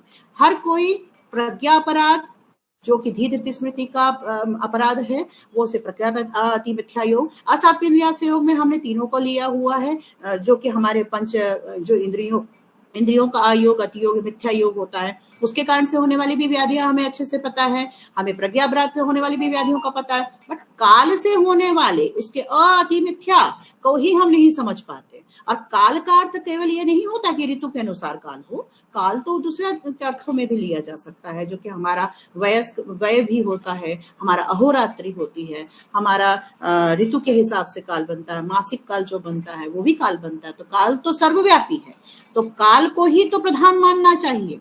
और तब आप अगर उस चीज को समझें कि आपके लिए क्या चीज ओक साथ में है और आप उसको साथ में मान के चल रहे हैं, तो वो गलत है। जैसे कि अभी फिलहाल एक स्टूडेंट का टाइम नहीं है पढ़ने का, तो कभी भी पढ़ सकता है वो, लेकिन अगर आप बहुत ज्यादा एक्टिविटी, मेंटल एक्टिविटी करते हैं तो डिहाइड्रेशन शो होता है, तो उसके कारण कॉन्स्टिपेशन होता है। तो उसके लिए आपको ऐसा टाइम चॉइस करना है ना कि बॉडी में कहाँ डिहाइड्रेशन नहीं हो, लेकिन आप वो काम को कर रहे हैं कि पानी नहीं पी रहे हैं, आप वो काल सही नहीं रख रहे हैं, आप सोने का जागने का टाइम सही नहीं रख रहे हैं, तो आपका डिहाइड्रेशन मस्ट होगा। और उस पे प्लस हो जाएगी आपकी प्रकृति, अगर प्रत्यात्म नियत प्रकृति है आपकी तो प्रवात प्रधान है, तो ऑब्वियसली आपका डिहाइड्रेशन है। ये जो चीजें हैं जिसको आप समझ रहे हैं कि बहुत अच्छा है हम रात को जग रहे हैं, एक वातिक प्रकृति वाले वात प्रधान वाले प्रकृति के लिए रात भर जगना उसके लिए सात्विकता हो सकती है, बट वो उसका लिए ओक सात्विक है, क्योंकि बॉडी में रुक्षता पहले से ही है। रात्रि जागरण करेगा, रुक्षता आएगी, ये उसका काल का परिप्रेक्ष्य हुआ, ये उसका ओक सात्विक, उसको बदलना पड़ेगा धीरे धीरे, अचानक नहीं बदल सकता, धीरे धीरे बदलना पड़ेगा।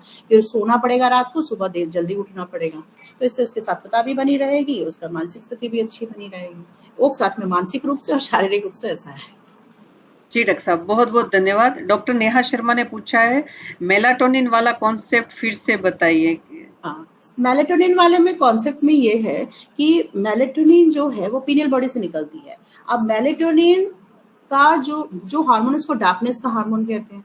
डार्कनेस जब होगा तब वो हार्मोन रिलीज होगी, और हार्मोन के काम आपने देख लिया कि एंटी कैंसरस एक्टिविटी भी है उसकी मॉड्यूलेटर तो एक्टिविटी है ही सर्केडियन साइकिल की, और नहीं अगर आप और देखें तो उसमें आपको इम्यूनो मॉड्यूलेटर टेक्निक वो भी दिखेगी, आपको एंटीऑक्सीडेटिव प्रॉपर्टी भी दिखेगी, बहुत सारी चीजें मेलाटोनिन के साथ में जुड़ी हुई है। और इस तरीके के जो हार्मोन है, जो कि ये डार्क हार्मोन, डार्कनेस का जो हार्मोन है, ये सबसे ऊपर ग्रेड में आता है, लेकिन ये जब तक लाइट है तब तक आपको ये रिलीज नहीं हो पा रही है। अब ब्रह्मांड या जो हमारा एटमॉस्फेयर, जो हमारा नेचर है, वो हमें दे रहा है कि सनसेट के बाद में आपकी लाइट चली जाएगी, आप धीरे धीरे लाइट के लिए आपका डार्कनेस आता जाएगा, लाइटनेस खत्म। तो बॉडी में वो हार्मोन रिलीज होना जरूरी है, तो उसके लिए लाइट का एब्सेंस जरूरी है, डार्कनेस जरूरी है। लेकिन हमने यहाँ क्या करके रखा हुआ है अपने रेटिना के सामने, क्योंकि रेटिना ही इसका जो रिसीवर है, आरएसटी पाथवे जो काम करता है, रेटिनो हाइपोथैलेमस पाथवे जो ट्रैक होती है आरएसटी, वो इस पे काम करती है। और आरएसटी को तो हमेशा लाइट मिल रहा है, अगर आरएसटी को हमेशा लाइट मिलता रहेगा तो किसी भी एंगल से एससीएन जो सुपीरियर काइमेस्टिक जो न्यूक्लियस है, जो कि आपका हाइपोथैलेमस में प्रेजेंट रहता है, वो हमेशा ही एक्टिवेट रहेगा, और उसके कारण से वो कभी भी मेलाटोनिन, पीनियल बॉडी के मेलाटोनिन को सिक्रीट होने ही नहीं देगा, अर्थात वो इनिवेटर का काम करता है, लाइट के प्रेजेंस में वो इनिवेशन करता है। आप उसको डार्कनेस देते हैं, आप आसपास लाइट नहीं रखते हैं, तो इसका इनहिबिशन जो है वर्क नहीं हो पाता, जिसके कारण वो एक तरीके से स्टिमुलेटरी अटैक दे देता है इनडायरेक्टली, जिसके कारण से कि मेलाटोनिन पीनियल बॉडी रिलीज करने लग जाती है, और उसका इम्पैक्ट फिर बॉडी पे, ये पूरा का पूरा विसरल ऑर्गन्स पे भी देता है। तो यहाँ पर जो मेलाटोनिन का कॉन्सेप्ट आया है, और आज की डेट में सबसे ज्यादा प्रॉब्लम इसी हार्मोन की है, और जिसको कि हम कहते हैं कि नींद नहीं आना, स्लिप जो डिस्टरबेंस होती है, ये सारी चीजें इसी से है। अगर आप, और आप अभी देखिए न्यू पॉल्यूशन में आपने वाटर पॉल्यूशन पढ़ा होगा, एयर पॉल्यूशन पढ़ा, बहुत सारे पॉल्यूशन पढ़े, सॉइल पॉल्यूशन पढ़ा, लेकिन आपने अभी न्यू देखी, आप लाइट पॉल्यूशन आपका सबसे बड़ा एक ज्वलंत मुद्दा है कि लाइट इतना क्यों रहता है रात के 2-2, 3-3 बजे तक। अगर आप सो भी जाते हैं तो भी आप मोबाइल ऑन करके सोते हैं, और मोबाइल में कौन सा लाइट होता है? ब्लू लाइट होता है, और ब्लू लाइट से सबसे ज्यादा इंजूरियस टू आवर माइंड और हेल्थ होती है, मेलाटोनिन को सिक्रीट ही नहीं होने देती है। तो मोबाइल की जो लाइट है वो तो और ज्यादा खतरनाक है। तो इसलिए लाइट का कॉन्सेप्ट ये कहता है कि एक समय तक लाइट रहे, जब तक ब्रह्मांड आपको दे रहा है और जब तक जरूरत है, इसलिए जल्दी सो जाए, ये है इसका कॉन्सेप्ट, और कुछ नहीं है। या आपने आसपास थोड़ा सा डिम लाइट रखे। जी जी जी, बहुत बहुत धन्यवाद डॉक्टर साहब। डॉक्टर सुधा ने कहा है please one session again, excellent. Doctor Varsha Singh ने भी कहा है वन मोर सेशन, और डॉक्टर नीलम ने कहा है thank you ma'am for very intellectual lecture. Means बहुत अच्छे अच्छे कमेंट आए आज फॉर एवरीवन। और ये भी मैं बता दूं कि बलदेव सर मेरे सर रहे हैं, उस समय पे मैं पढ़ती थी, तो सर मेरे लेक्चरर रहे हैं, और जो कुछ भी आज मैं बोल पा रही हूँ, कुछ भी कर पा रही हूँ, ये एनआईए से ही मुझे मिला है, और मैं एनआईए में ही करी हूँ। एनआईए के लाइब्रेरी को मैंने पूरा छान लिया था ऐसा, और आज की डेट में भी मैं उस एनआईए को नहीं भूल पाती। तो जो भी एक इंस्टीट्यूशन का बहुत इम्पैक्ट पड़ता है, ये मैं बिल्कुल कहना चाहूंगी इस चीज को, कि अगर आपने इंस्टीट्यूशन को बहुत सीरियसली लिया है, और आप बहुत से बच्चे होते हैं एनआईए जाना चाहते हैं, बीएचयू जाना चाहते हैं या जामनगर, लेकिन वो नहीं जा पाते। अगर आप वहां गए हैं तो उस ईश्वर के उस इशारे को समझे कि आपसे कुछ अच्छा चीज होने वाला होगा, और आप उस टाइम को पूरा यूटिलाइज करें जो 3 साल हैं, और आपकी वो लाइब्रेरी आपको कहीं नहीं मिल पाएगी। तब आप ये चीज को समझ पाएंगे कि एक इंसान, जो बच्चा जो जाना चाह रहा था नहीं जा पा रहा है, उसने क्या खो दिया। जब आप ये समझेंगे ना वो क्या खो दिया, तब आपको ये समझ में आएगा कि आपने क्या पा लिया। तो इंस्टीट्यूशन का इम्पैक्ट बहुत होता है, ये तो बिल्कुल सही। और उसके अंदर काम करने वाले जितने टीचर्स होते हैं ना, जब गुरु शिष्य परंपरा के हिसाब से आप पढ़ते हैं तो वो सारी चीजें आत्मसात अपने आप होने लग जाती है। बस मैं यही कहूंगी कि आज जितना भी मेरा नॉलेज है वो सब NIA का देन है। हमारे मेरे टीचर्स, मेरे गुरु ने मेरा मतलब, मैं देखिए मुझ में पात्रता थी वो बात अलग है, लेकिन मुझे वो नॉलेज देने वाले भी टीचर्स भी तो चाहिए ना, वो मुझे कहाँ से मिलेंगे। तो उन्होंने मुझे एक, मेरी एनर्जी को एक अच्छी जगह पे लगाया, उन्होंने एक मुझे मार्गदर्शन किया कि आप इस तरीके से बोले, इस तरीके से पढ़े, ऐसे ऐसी चीजें पढ़े, ये संहिताएं पढ़े। मैं UG तक नहीं जान पाती थी कि ये टीकाओं से भी पढ़ना होता है। जो आपने बोला ना मैडम, शारीर स्थान को उन्होंने पढ़ाया हमें, हमारे सर ने निदान स्थान जो जिस तरीके से पढ़ाया हमारे डिपार्टमेंट में, वो बहुत ही अलग था उस समय के काल में। और मैं आज भी याद करती हूँ, और मैं अपने स्टूडेंट को इसी लेवल पे पढ़ाती हूँ कि कब, क्यों, कैसे, केवल ये मॉडर्न साइंस की जरूरत नहीं है स्टूडेंट्स को पूछने की। एक आयुर्वेद का स्टूडेंट भी कब, क्यों, कैसे पूछ सकता है, और उसका जवाब अगर नहीं भी है मेरे पास में तो भी मैं 24 घंटे में आपको दे दूंगी। और ऑब्वियसली हो भी जाता है ऐसा, हम कोशिश करते हैं तो वहां तो पानी मिल ही जाएगा। बिल्कुल, प्यासा कभी नहीं रहता, पानी ढूंढ ही लेता है। हाँ जी, हाँ जी। डॉक्टर संगीता वर्मा बता रहे हमारी युवा पीढ़ी के लिए intelligent lecture. And doctor Mamta कह रही आई opening speech and great session. और डॉक्टर संगीता ने फिर से लिखा है कितना नॉलेज है मैम, बहुत सालों के बाद रिवाइज हो रहा है, थैंक यू सो मच। ये लेक्चर आज की हर क्षेत्र की युवा पीढ़ी के लिए होना चाहिए या पाठ्यक्रम में होना चाहिए। एक बात और भी बता दूं मैडम, एक पर्सन का नाम लेना मुझे बहुत जरूरी है जी। विवेक दुबे मेरा जूनियर है, उसी ने मुझे आप बिल्कुल नहीं, विवेक जी ने, हमने अभी जो 5 लास्ट सेशन हुए ना, हम तहे दिल से शुक्रगुजार है कि उन्होंने भी एक्स्ट्रा ऑर्डिनरी सहवाग की तरफ बैटिंग की, सचिन की तरफ बैटिंग की। सोच भी बहुत अच्छी है। और वो हमारी इसी सोच में ही है मैम जी। मैं तो बिल्कुल उसको बिल्कुल थैंकफुल हूँ उसके लिए कि उसने मुझे ये एक प्लेटफॉर्म दिया। और विवेक जी से मिलाया मेरी स्टूडेंट डॉक्टर शिवानी है, तो उनका भी बहुत बहुत धन्यवाद है, वरना पता नहीं चलता। डॉक्टर शिवानी पावर होता है तो फिर हम भी कुछ कर पाते हैं ना मैडम। जी। डॉक्टर शिवानी ने लिखा है very good lecture with new aspects. And Geeta madam ने तो नो डाउट मैंने बताया very interesting and informative lectures. और मीन्स मुझे लग रहा है कि मैडम समझती हूँ कि आज सारे आयुर्वेद के पिलर अपने अपने मरीजों को ठीक करने के लिए आपके द्वारा बताई गई हर इंफॉर्मेशन को बहुत अच्छी तरह से यूटिलाइज करेंगे, बहुत पैसा बच जाएगा उनके नए आयाम होंगे और बहुत सारे पेशेंट्स लाभान्वित होंगे। बिल्कुल। तो मुझे लगता है कि आयुर्वेद के लिए बड़े गौरव की बात रहेगी और एक नींव का पत्थर साबित होगी कि जो हम सोच रहे हैं कि इस प्लेटफॉर्म के माध्यम से हम अनेक श्रेष्ठ चिकित्सक निर्माण करें और जिसके माध्यम से एक दिन आयुर्वेद भारत की राष्ट्रीय चिकित्सा पद्धति घोषित हो और वो यहाँ अनेक वैद्य की उपलब्धि होगी। क्योंकि मैं कई बार समझती हूँ कि अच्छा चलो मोदी जी कल ही कर दे अगर, तो हमारे पास इतने विद्वान लोगों की कमी आ जाएगी, हम कैसे संभालेंगे इन चीजों को। इसके पहले फौज तो तैयार हो कि नहीं हम तैयार हैं, मोदी जी आप कर दीजिए।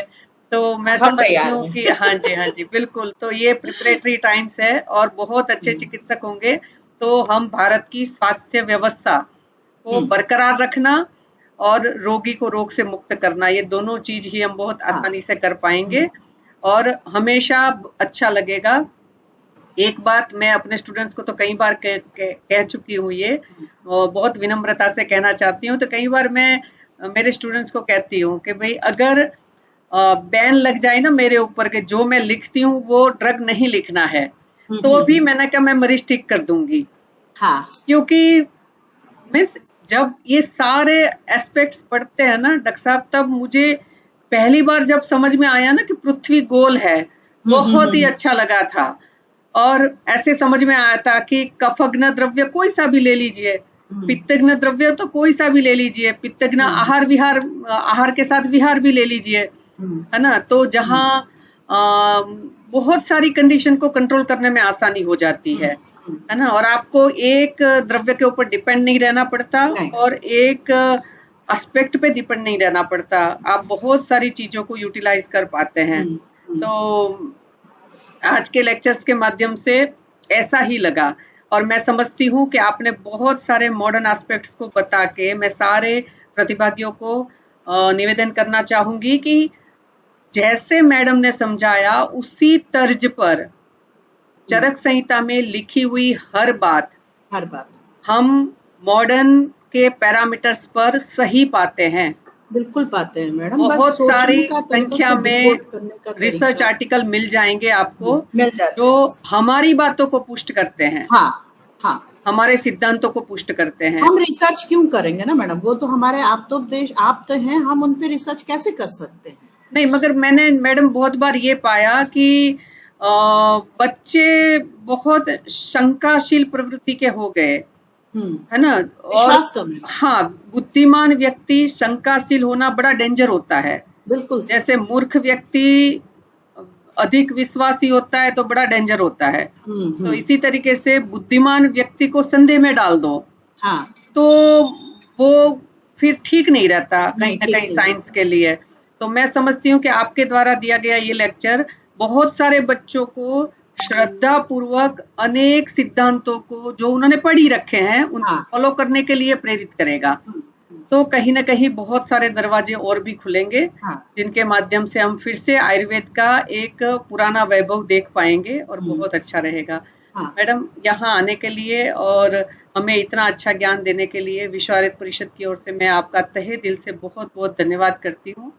और सबसे अंत में मैं शांति मंत्र बोल रही हूँ, सभी म्यूट रखकर ही दोहराएंगे। ओम सर्वे भवन्तु सुखिनः, सर्वे सन्तु निरामया, सर्वे भद्राणि पश्यन्तु, मा कश्चित् दुःखभाग् भवेत्। ओम शांति शांति शांति। नमो नमः। विश्व मंगल की कामना के साथ अगले शुक्रवार को पुनः मिलेंगे। आज के स्पीकर का बहुत बहुत हार्दिक धन्यवाद। स्मिता जी, धन्यवाद जी, धन्यवाद।